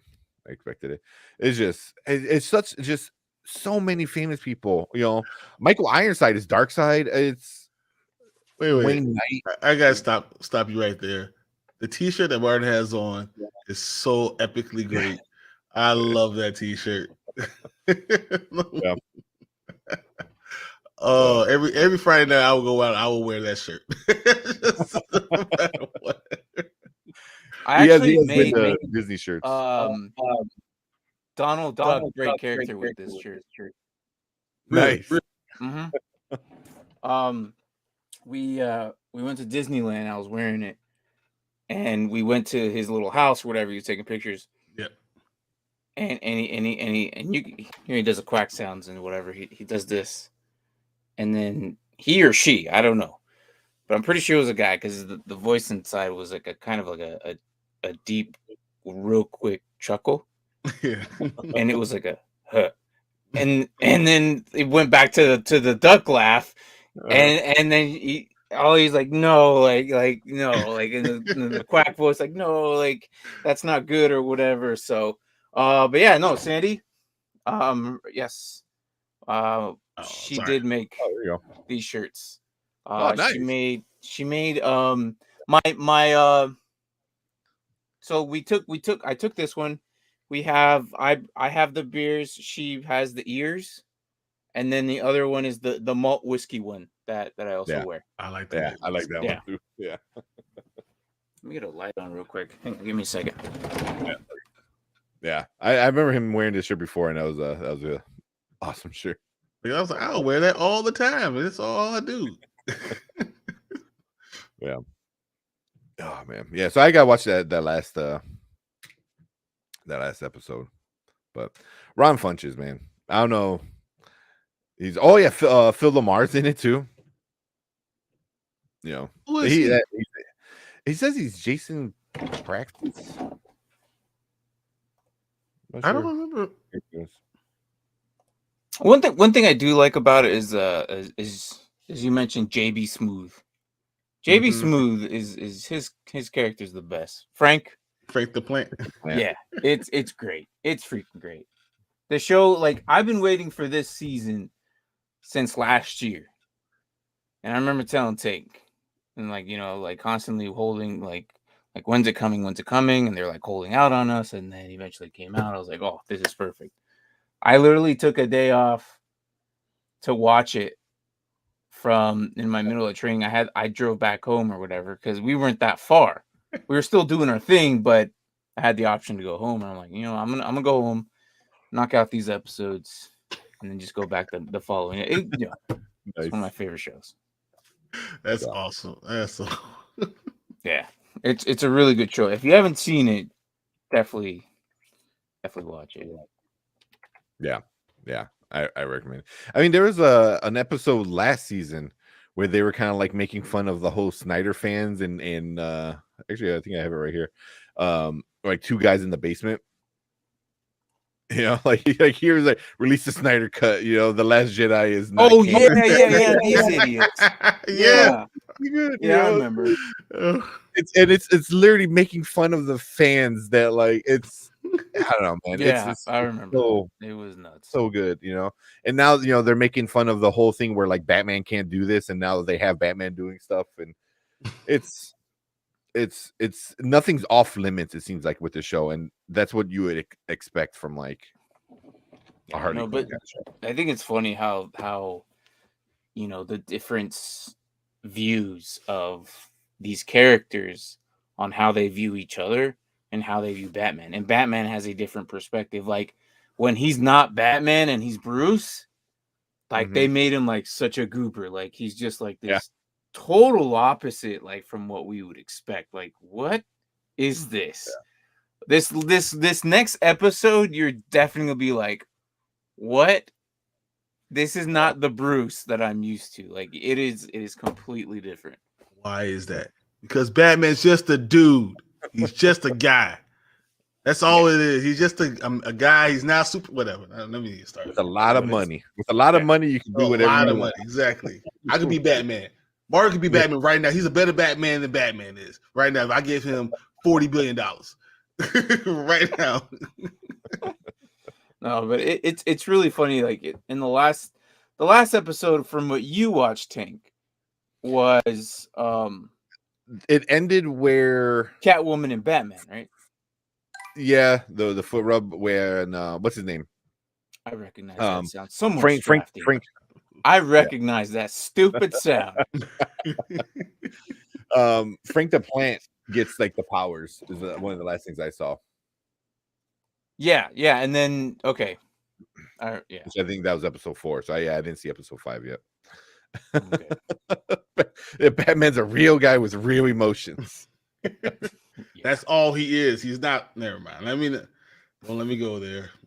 If we get into this debate every week, somehow just bring it in because he's just a dude. He is not. Hey, what's up, Melissa? But yeah, no, I think it was funny how they brought Darkwing in the last episode, and how much of a know-it-all he thought he was, and really he just sucks, like compared to to the others, and the replacement Robin. The replacement Robin, and he's like, I'm Robin. He's like, no, well, not anymore, or whatever. Like, you used to be Robin. I've been replaced. And you're like, well, yeah. Like flicks him off. You're like, when he jumps in the Batmobile, yeah. Like as they're running, like just gives the finger. Yeah, he's like I said, Nightwing is one of my favorite top 3 characters. Mm-hmm. But it's something like this. I mean, it's a show where everyone's a goofball. It would make sense if you take every character and exaggerate it to the extreme. Like, yeah, of course he would be a know-it-all, a smart ass, and then like have self-esteem issues and stuff like. Yeah, it makes sense. Like that's how that character would be, you know. But yeah, I like when he like curled up. He's like, "No, just kill me now," and he jumps on top of the bookcase and he's gonna get spiked early. Yeah. Yeah. And then the guy voicing him is he's a pretty famous or newish famous guy. I think he's on What They Do in the Shadows. I think he's him now. So Alfred also seems to be a completely different character. Yeah. Yeah. He seems more of like I don't care. Yeah. Babysitter type. Yep. Yeah. And he's still doing Alfred things, but it's like it's different seeing this. Like what we're used to watching everything else growing up, these movies, these TV shows, these cartoons, everything. We know what to expect, but this show brings it out in an entirely different personality. To it's just funny all overall. Every single character. What you thought was what was that character? No, throw it out the window. Watch this and just it's Gordon. Yeah, I love what they did with Gordon. Oh yeah, with Christopher Mulaney, like as the voice, like it's just perfect. You know, like he's so he got issues in. Well, yeah, he has got a lot of issues. You know, Gordon is respected. He is, you know, the head honcho to the police force and really good friends with the government there, the mayor there at the city. But in this show, he's a total complete dirtbag, lost total control of everything, has no clue what he wants in his life or what he wants to do, and then it just all goes to hell. Yeah. And then he just has this like moment where he's just, I don't care.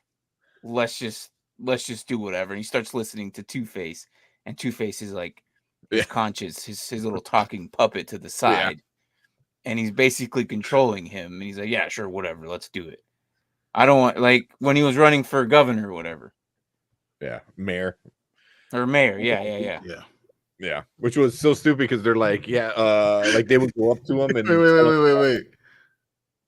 Gordon's a real person with really much.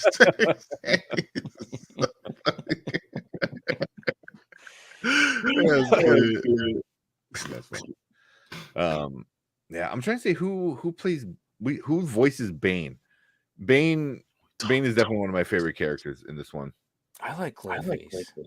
Clayface is Clayface by Alan and Tudyk. Damn it, I can never say his last name. But the guy who plays the pirate in Dodgeball, and I know that's stupid role to compare him to, but it's Alan Tudyk. Is it Alan Tudyk? Okay, he's such a good actor. Yeah. I've been following that guy for freaking forever. Bane. Let me look at it. So James Adomian. Oh, that's who played Bane? Yeah.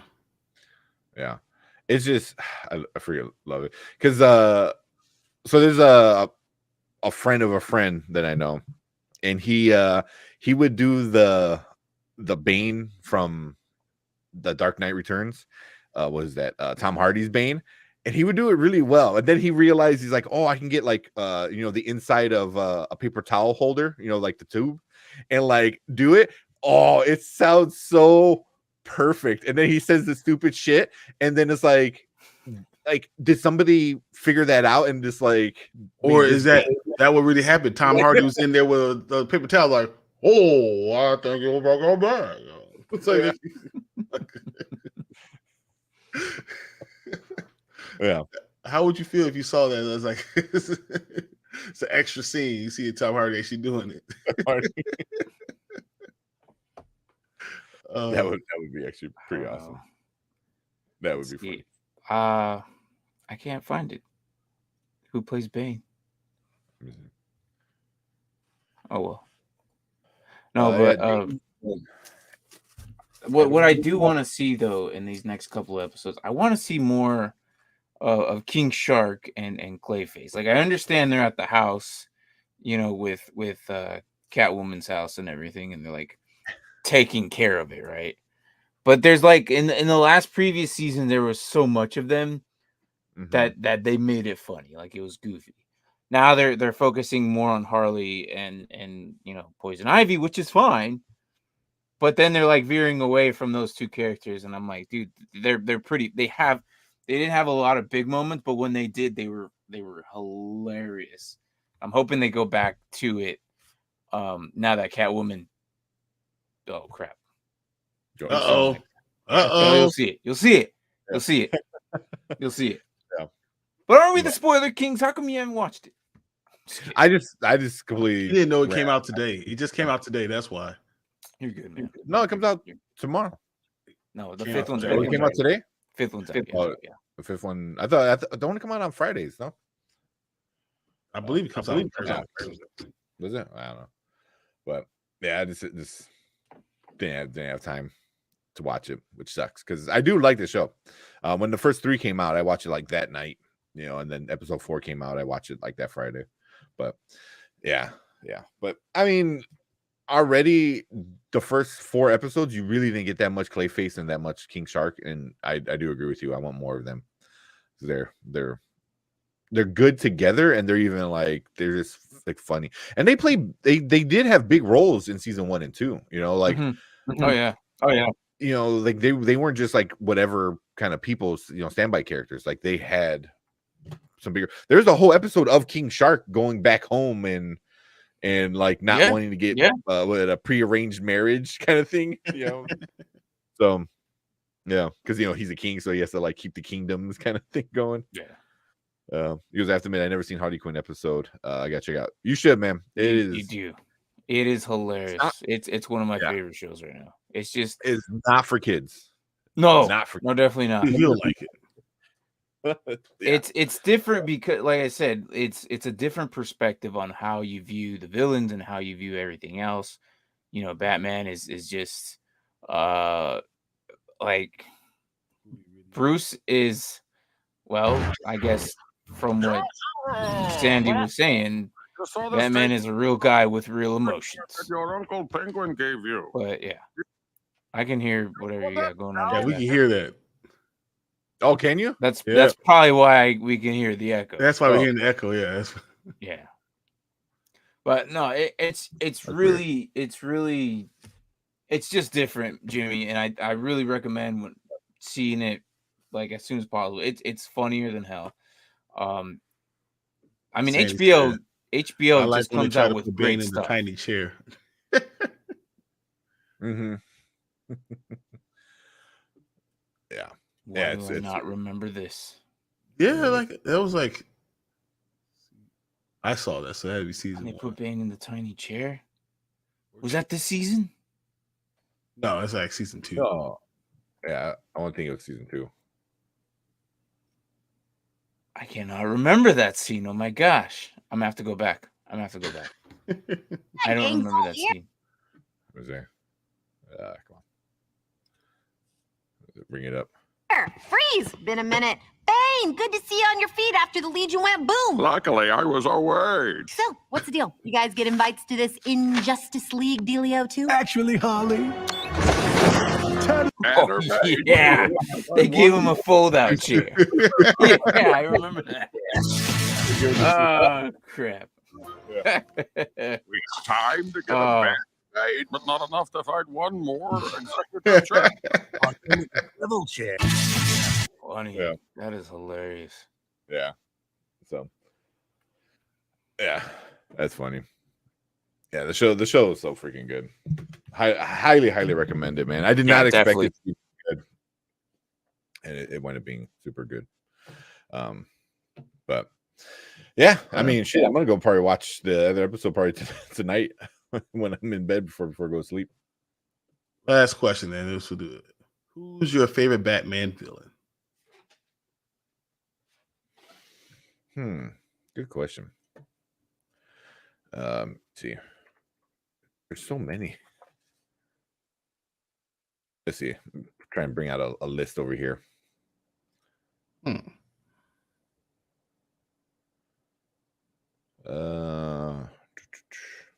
This one got a bunch of people on it. Here we go. I don't know why my mic was muted, but yeah, no. There So you of Harley Quinn has been growing a lot in the last couple of years, and I have not ever not liked Harley Quinn, but she was never like a main role until like good handful of years. Right now, it's she's even in the newest game called Multiverse, which is like Mhm. kind of a Super Smash type game, and she's in it. She's actually really one of the popular characters right now.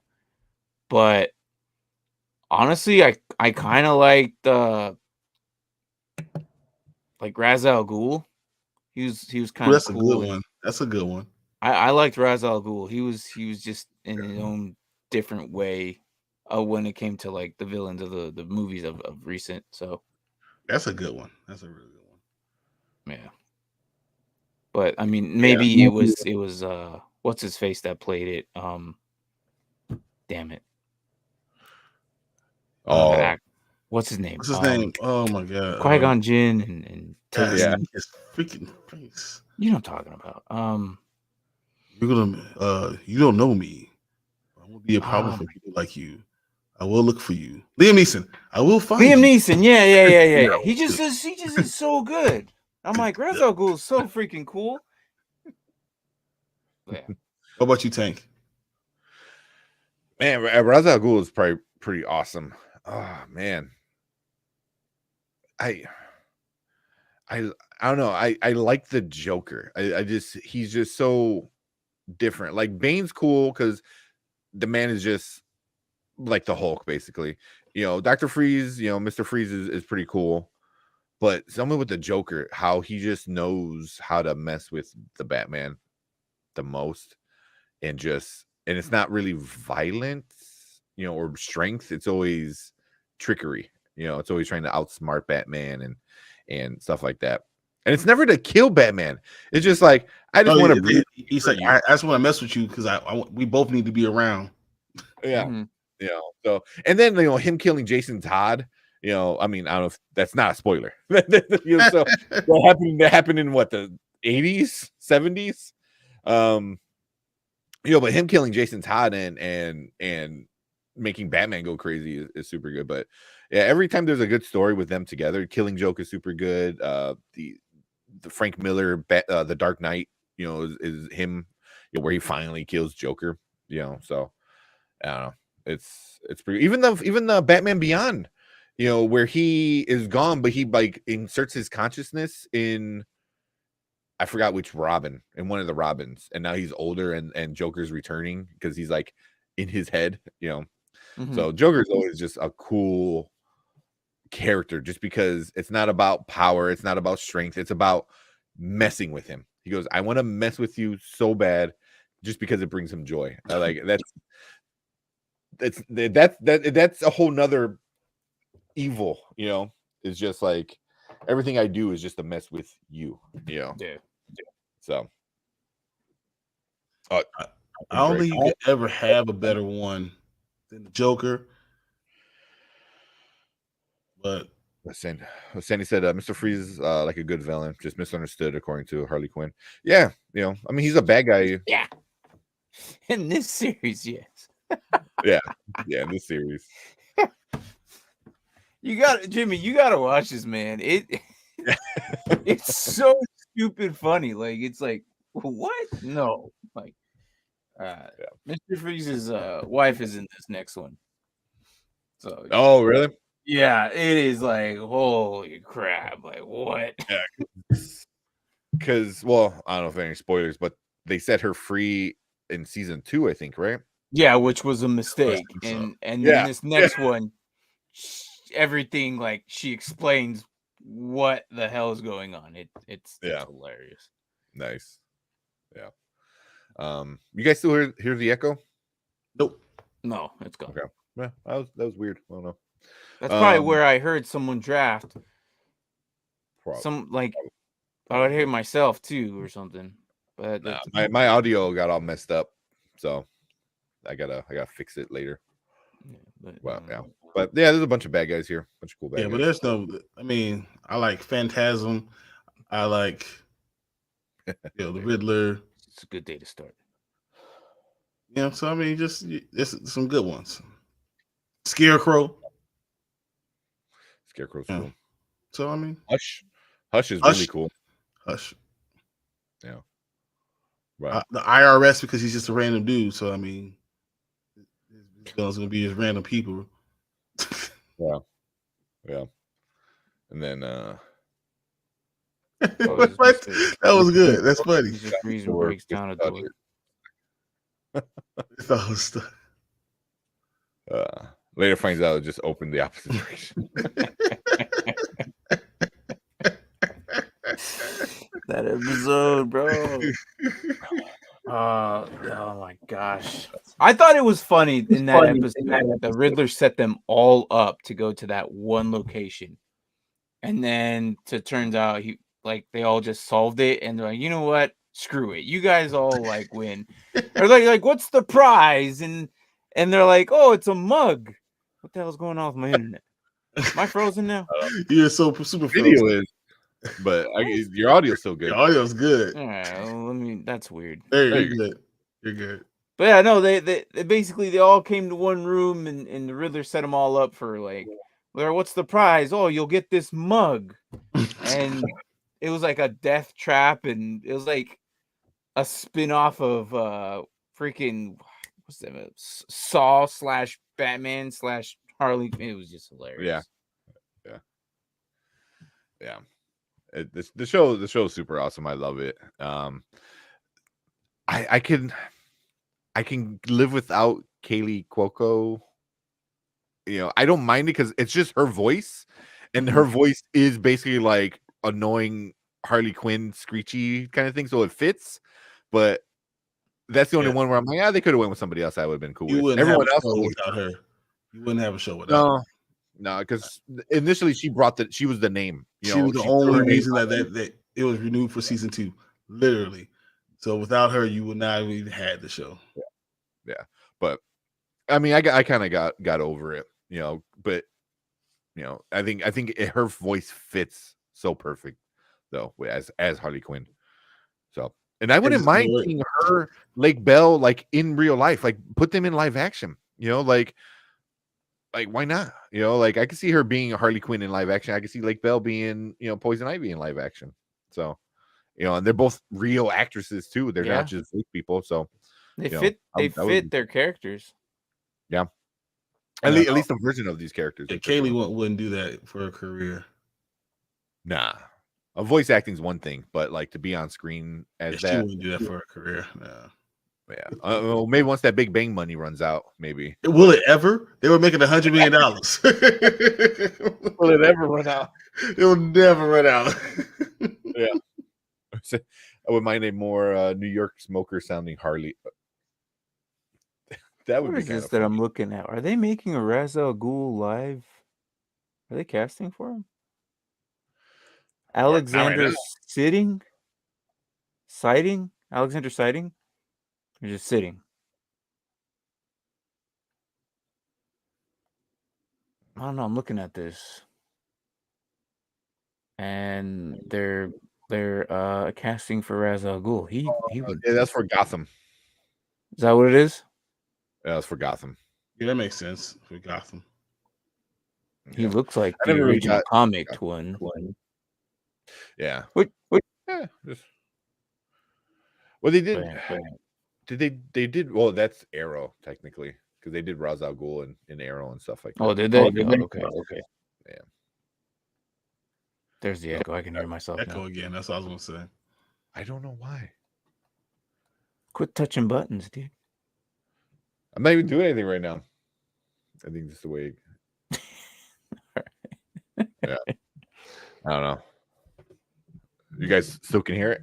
Nope. No, good. No, I don't know. It might just be probably a loose wire or something. Yeah. But well, I mean, I know you're kind of a watch it now. It is. If you want a good laugh, watch it now. It really is that funny. It's totally. It's different from your average show. It's not going to be like Rick and Morty or Futurama or any of these great American type animes that are focused towards us, but it's different. It really is different. It brings fun into Batman, series in a fun but like acceptable way. Acceptable. It's very goofy. Yes. But if that was their like characters, you can see that. You can see Bruce acting like Bruce, but then him changing into a Batman, it's like, well, he's totally different. So I don't know, it's just funny. Yeah. I'm there with you, man. I like it. Also, I know Sandy said a more New York smoker sounding Harley. They did do the other chick from Big Bang Theory. The other blonde. There's Blossom. Dr. Rassen. Yeah. She voiced Harley in Batman and Harley Quinn movie, the animated movie. And that I didn't care too much for the movie, and I did not like her at the voice. It didn't stick with me. But really? I wouldn't mind seeing huh? I don't remember her doing that. Yeah. Melissa Rauch. Right. Yeah. Melissa Rauch, I think. But yeah, a New York smoker. Well, she's more like Jersey. They always portrayed her as like a Jersey kind of chick. Yep. But yeah. That's why her voice sounds so familiar. Who's that? Rachel Dratch plays Nora in the next one. Oh, okay. That's why. Yeah, I saw like, her. Her voice sounds so familiar, and then when you watch, it's like okay. Yeah, because I saw her on the casting, and I couldn't remember who that was. Oh, she did. Yeah. Nora Freeze. Yeah. Nice. But yeah, I wouldn't mind seeing a New Yorker like with the raspy voice, like Mr. J, like yeah, that'd be funny. I'm not a Christmas actually. Yeah, but have like a super raspy voice. No, but I know exactly what you're saying. So I guess it's not terrible. It's but it keeps coughing like I can see that. It keeps going like Mr. J. Like just that would be hilarious. That would be funny. Like Bizarro World Harley. Oh man, but yeah. So yeah, I'm loving the new season. I have to see the new episode though. But Martin, I know when I said we're watching Harley Quinn, or you got mad because we didn't have you watch the trailer with us. I didn't know you were doing it, and I found out you guys did it. And then you look at Bryon and Brandon; they just look like like okay, that's cool. I'm like, that's their reaction. Like, get the out of here, man. Like they were so bored. Like they watched it and I'm like, come on, man. Like I don't know. It's because they never watched the originals. Like, did you watch the seasons before? Yeah, I've only seen season 1 and 2. I haven't really seen season 3. The new season. Okay. Yeah, it's fine. It's like, oh, okay. But where I would have had like a annoying to me because things are annoying to me. So one thing that Katie Courtney's voice is like top 5 things that are the most annoying things in my life. Like I watch TV to enjoy stuff, and every time I hear her voice, I just want to like tear my ears off. You know, it grows up like when you watch that enjoyment kind of just like eventually I'm like, oh my god. That's how I am. Like I watched the first 3 episodes, and you start off, you're like, oh, she's so annoying, and then you're like, oh, Harley Quinn, and then for a split second, something reminds you, like, oh yeah, it's her, and you're like, then you just picture her again instead of Harley Quinn, and it's like, you know, I don't know. But it's just, I watch it and it's like, okay, I guess, but like the other characters are hilarious. It's just Kayla Cuoco is just, I love her. I'm a huge Big Bang Theory fan. Huge. I watched every episode a billion times. Just her voice, just like, it just grows on you on this series. That's all. Yeah. I'm not very familiar with East Coast accents, but I did like Margot Robbie. Yeah. 100%. I think the same thing. I think they were kind of doing very Jersey-ish kind of accent. She's always had that kind of Jersey accent, you know, even in the anime series when they first made her, you know, She was very. It was but Margot Robbie was almost like a joke. Like she was like someone from outside the country doing what they think a Brooklyn accent sounds like, and exaggerating it so much. That's what it always sounded to me. Like, that's not. You been in Brooklyn? Have you ever been there? That's not how it sounds. But it's like someone from the outside doing that accent. That's what she always reminded me of. So I'm like, you're from Australia. How the hell do you know? But whatever. Yeah, she's pretty enough for me to be okay with it. Yeah, a deal. And I think you can go exaggerated with Harley Quinn's voice like that, which I think a lot of people tend to do. They do really exaggerated like East Coast voice, accents like that. Where like I think Kaylee doesn't. It's just her. It's like a Valley girl kind of sounding Harley, which I don't think we ever really got. So I think that's why it's so different. So yeah. But as I said, she's the reason why as a season 2, it is what it is. Season 3 now they got their following, and all the extra character, all the other characters are what's good too now. So it's what it is. Yeah.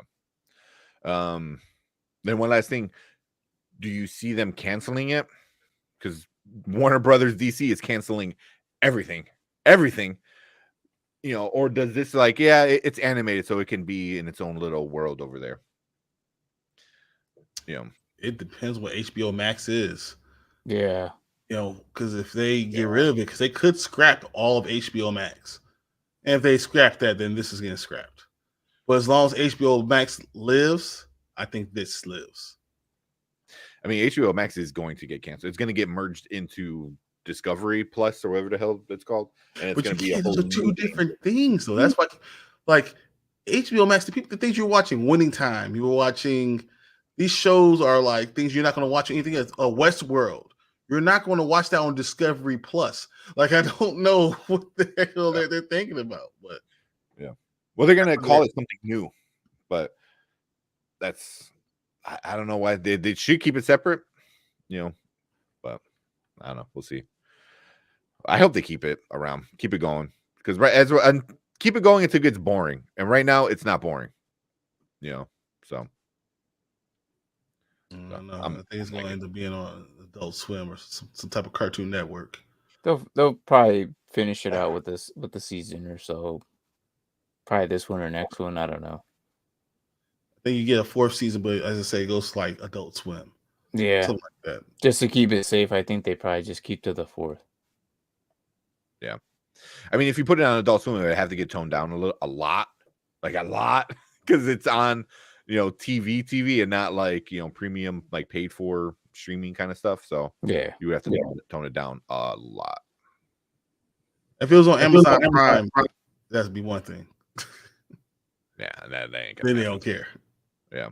Discovery's more documentaries, and HBO is more like entertainment, which is Discovery has its documentaries, its murder porn, and reality shows, and HBO has its like entertainment, kind of high value entertainment. So, yeah, two very different things, but cool. Anything else? I don't. Kind of going on for a little while. Yeah. Cool. So we'll probably skip a couple weeks and then kind of revisit. I don't know how many episodes Harley Quinn is going to have. I don't know. I'm not sure, but we'll see. We'll probably wait a couple episodes and then come back to it and talk about it some more. I don't know if it's 10. It's one of those 10, and it's already halfway over. So we'll probably come back at the end of the season. Sounds good. And talk about it. Yeah. Some shows I think we could do like once or twice. Some shows are a weekly thing, and some shows are just like right at the end of the season. But let's talk about this. Yeah. So I think a mid-season and the end of season for Harley Quinn is pretty good. But cool. Yeah, thank you for coming in. Thanks Martin for coming in talking about this one, because I know you wanted to talk about it.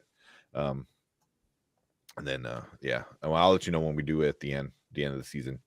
Give her full ratings and all that good stuff. Hopefully it's before football season and we'll be good to go. Right. But cool, man. I don't know if we're already in football season, bro. That's the whole reason why I was late. Yeah. I was We watching always Thursday get night football season. preseason. Why talk about? That's why we say no.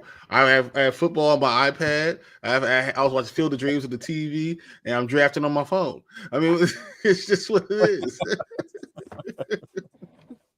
Yeah, because I was watching, I was looking at the draft, and I looked down on my phone, and there he goes, Donovan Peoples-Jones. I'm like, wait a minute, isn't he on a show right now? And I look, I'm like, he's still doing his freaking show. Like, well, I thought that's why you came in. You're like, hey, what's up, guys? I'm like, oh, I know why he came in. He's no, not at all. You returned the draft. I was waiting for that to come up. No, not at all. But yeah, I had my queue up. Well, I need to redo my queue now. Because it's hardly having anyone left. Like, I'm looking, I'm like, man, this is terrible. Yeah, that's really, really bad. 18 teams, and we're already in the end of the 14th round. I'm like, what the hell? I think like all that's left on the IDP side. What's that? I think this is the part where I'm gonna excel. There's these deeper rounds, but that's anyways. Go ahead and end the show. We'll talk about that later. Yeah. But well, I don't know if either of you guys or one of you guys want to hang out and watch a couple of trailers, or probably just call it a night. But what do you got? What do you got? So I got the new menu. It's a longer version trailer. So that one I saw, it was a pretty good trailer. And then I got two that I haven't seen, but I heard good things. Triangle of Sadness. Yeah, so that the new menu. Oh, I'm out. The new menu. That's freaking isn't that okay? Yeah, no. I know exactly what that one's Dinner for Schmucks on roids. Kind of. The new trailer kind of makes a little bit more sense of it. You know, looks like Dinner for Schmucks. Well, it's not funny. It's not a funny movie. That's for sure. Horror. Yeah, Dinner for Schmucks was definitely a funny one. This one's a little different. Yeah. So I mean, there's that one. It looks good. I think it's gonna be a fun movie. Triangle. Yeah, I have 15 minutes, so let's do whatever we'll do for 15 minutes. I mean, we can just call it. It's no big deal. No, we need to do couple reaction videos. Let me behind. It's my fault. Super anniversary. Oh yeah. Damn. I'm gonna edit that out. So he's not sleeping on the and then I got Emily the Criminal, the new Aubrey Plaza kind of movie. I heard that it's pretty good. So you want to stick around, Martin? Or I'm literally like googling all of these before. Like, I guess, man, they all look dumb. But yeah, sure. Yeah, there's really not any good trailers. The menu one's probably the if the this best. is how you want to end the night, then fine. I'll stick it out with these. I mean, is there any other movie? Theo Rossi's in Emily the Criminal, so that intrigued me. So I haven't seen any other ones that we haven't seen. Yeah, and there's really nothing else out. There's an animated Mortal Kombat trailer that looks fucking stupid. Yeah, I was like super psyched because that Scorpion movie was pretty sick. I liked it. This one looked trash. I was like, oh, not good. But yeah, we'll watch a couple movies and then call it a night, or a couple trailers. All right. So the Emily, or let me hit this. I've only seen the one. I haven't seen the other two, so I have no idea what it's even about. It might suck. Well, let's do it. All right. All right. So we're gonna watch a couple trailers. The first one's called Emily the Criminal. It has Aubrey Plaza is in it. I think it's like not funny. So, and with Theo Rossi. So, check it out. I haven't seen it. I don't think any of you guys seen it before. So, let me know if there's a weird echo because my audio is a little messed up. If it plays. Jesus. So if you had some money, what would you do? I just want to be able to experience things. I just want to be free. Hi, I paid $400 and it was never applied to my balance. Sorry, how much interest is being added a month? How are you? I need a real job, just to like pay my loans. Emily, yo, let me hook you up. Monsieur driver license. In the next hour, you will make 200 cash, but you will have to do something illegal. You won't be in danger, but you will be breaking the law. Yo, you gonna pay for that? Sorry? I said, are you gonna pay for that? My God. Sorry, man. Tomorrow, you have the option to do another job, okay? What do I have to do? You make that much selling TVs. Sometimes TVs, sometimes other things. You could show me how to do it. None of this is safe. But if you listen to exactly what they say, you'll be fine. Hello? Yeah, it's still available. 1 second.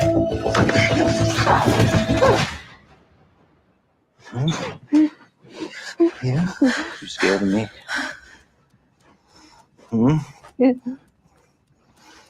Yes.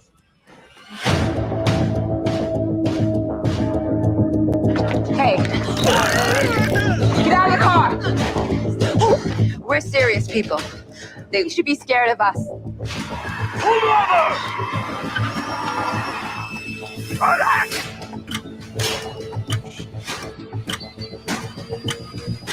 You told me it was a one-time thing with her.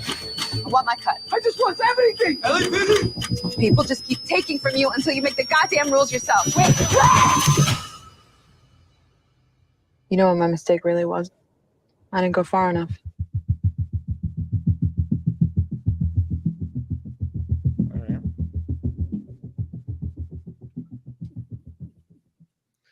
I don't know. What do you guys think? Initial thoughts. It's interesting. Yeah. It's exactly the kind of character I could see her playing. It's exactly what I think when I see her. I'm like, oh yeah, this is exactly who she is. Yeah. I think it comes out tomorrow. It says release date is 12. So be interesting. It is one of the scariest things I've seen, I gotta say. Like, that's what scares me. Like when you have a woman that's so like crazy, but you fall in love with her, and then pushes you to get even crazier than you are, push you outside your comfort zone. Ooh, that's scary. That's for real scary. Like, oh man, makes you want to not date. Ooh, like I'll be single forever. Oh my goodness. Yeah. It looked good though. I'm interested in watching it. Yeah. I like when Aubrey Plaza doesn't play like the thing that she usually plays, dark humor kind of character. Like here, it seems like it's gonna be very serious, very dramatic. Yeah, but it's very dark still. Like very dark. Yeah. More like her in real life instead of her in a movie. Trying to be funny. Yeah. So yeah, it looked pretty good. It's Sundance, so they got to throw that logo all over it. Yeah. One Sundance Awards and all that. Yeah, I mean, I might check it out. I don't know. It's only in theaters, so we'll see what theaters. It looks like one of those movies that is always going to be in like a handful of theaters. I'm not going to believe it till you watch Stranger Things. I don't believe it. Yeah. I was talking to my girlfriend about it. I'm like, and she goes, "Oh, it's such a time commitment." I'm like, I know it is. Like each episode's a movie. Freaking each episode is like an hour and a half. Oh my goodness, it's so funny. Because it is. It's like I don't know argument. Yeah. She's so amazing awkward. She is. I think she excels at that, at being awkward and making you feel awkward, and that's her style. Mm-hmm. That's what I say. It's such a her movie, right? Like you just look at it and like, yeah, that makes sense. That was good casting. Yeah. I like her. She's a good actress. But cool. You want to watch one more trailer? Yeah, let's look.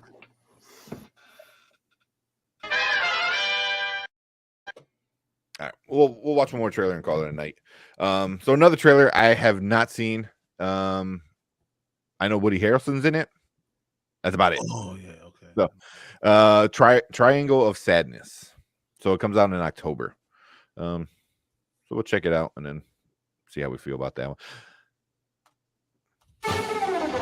So, is this runway casting for a grumpy brand or a smiley brand? So it's a grumpy brand, yeah? Congratulations! Show me that Balenciaga look. Suddenly I'm dressed in something way less expensive. It's H&M! Yay! Balenciaga! And H&M! Balenciaga! And H&M! You looks paid for the tickets. Not bad, huh? So what do you do? I sell shit. The success of a luxury cruise mainly depends on you. I don't want to hear anybody saying no. It's always, yes, sir, yes, ma'am. I command you, enjoy the moment. No, No? no. What? You say no to me? No, no. Oh, so it's yes. Yeah, no. Yes? Go in. Yes. The sails. Do you think it's possible to wash them? I don't think that's possible, ma'am, because this is a motorized vessel. Yeah. So we don't have any sails. It was sails. Yes. Well, then, in that case, we will clean the sails. Yes. Of course. Yes. What the world needs now is love, sweet love. To love. That there's Love. just a little love.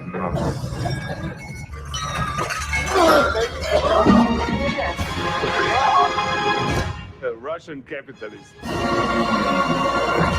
And an American communist. On a $250 million luxury yacht.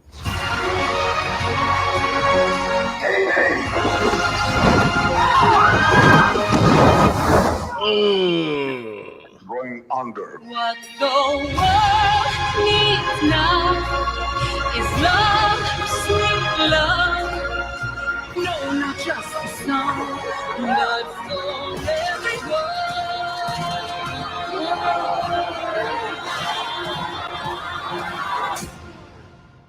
This is really bad. This is really, really bad. What the fuck? All right. I don't know what I just watched there, but I honestly feel like I am dumber somehow than I was 2 minutes ago. I have no idea what the hell's going on. It's a Woody Harrelson movie, and now that I see who's in it, like, of course, makes sense. So you say you have to be high to be able to really understand what's going on in this movie? I don't know, maybe one of those movies. You watch you high, you watch it, and you're like, this is so profound. I have no idea what the hell was going on the entire time. So here's a comment on one of it. I mean, I don't know if it's true or not, but he said, I watched this at a premiere at Canny's, and let me tell you, in a theater of 1,000 plus rich, privileged people, there wasn't a single moment of this film which wasn't getting uproarious reactions from the audience. After a 12-minute standing ovation, I'm guessing most people went for dinner on their private yacht in Canny's and completely missed the point of the film, which tragically reinforces the film's genius. So I don't know. Well, I learned this is not for me. Really? I was kind of digging it. It looks like it's gonna be just complete craziness. It's like how absurd rich people are. Like clean the sails. It's like there aren't any sails. Well, you're on a boat, so there has to be sails. Like, okay. It's like yeah, but I didn't understand what the beginning part had to do with the middle part and then the end part. Like it almost was like three different stories. Like, nothing. There was no one point in the entire time that I really got, and it made sense. None of it made sense. Yeah.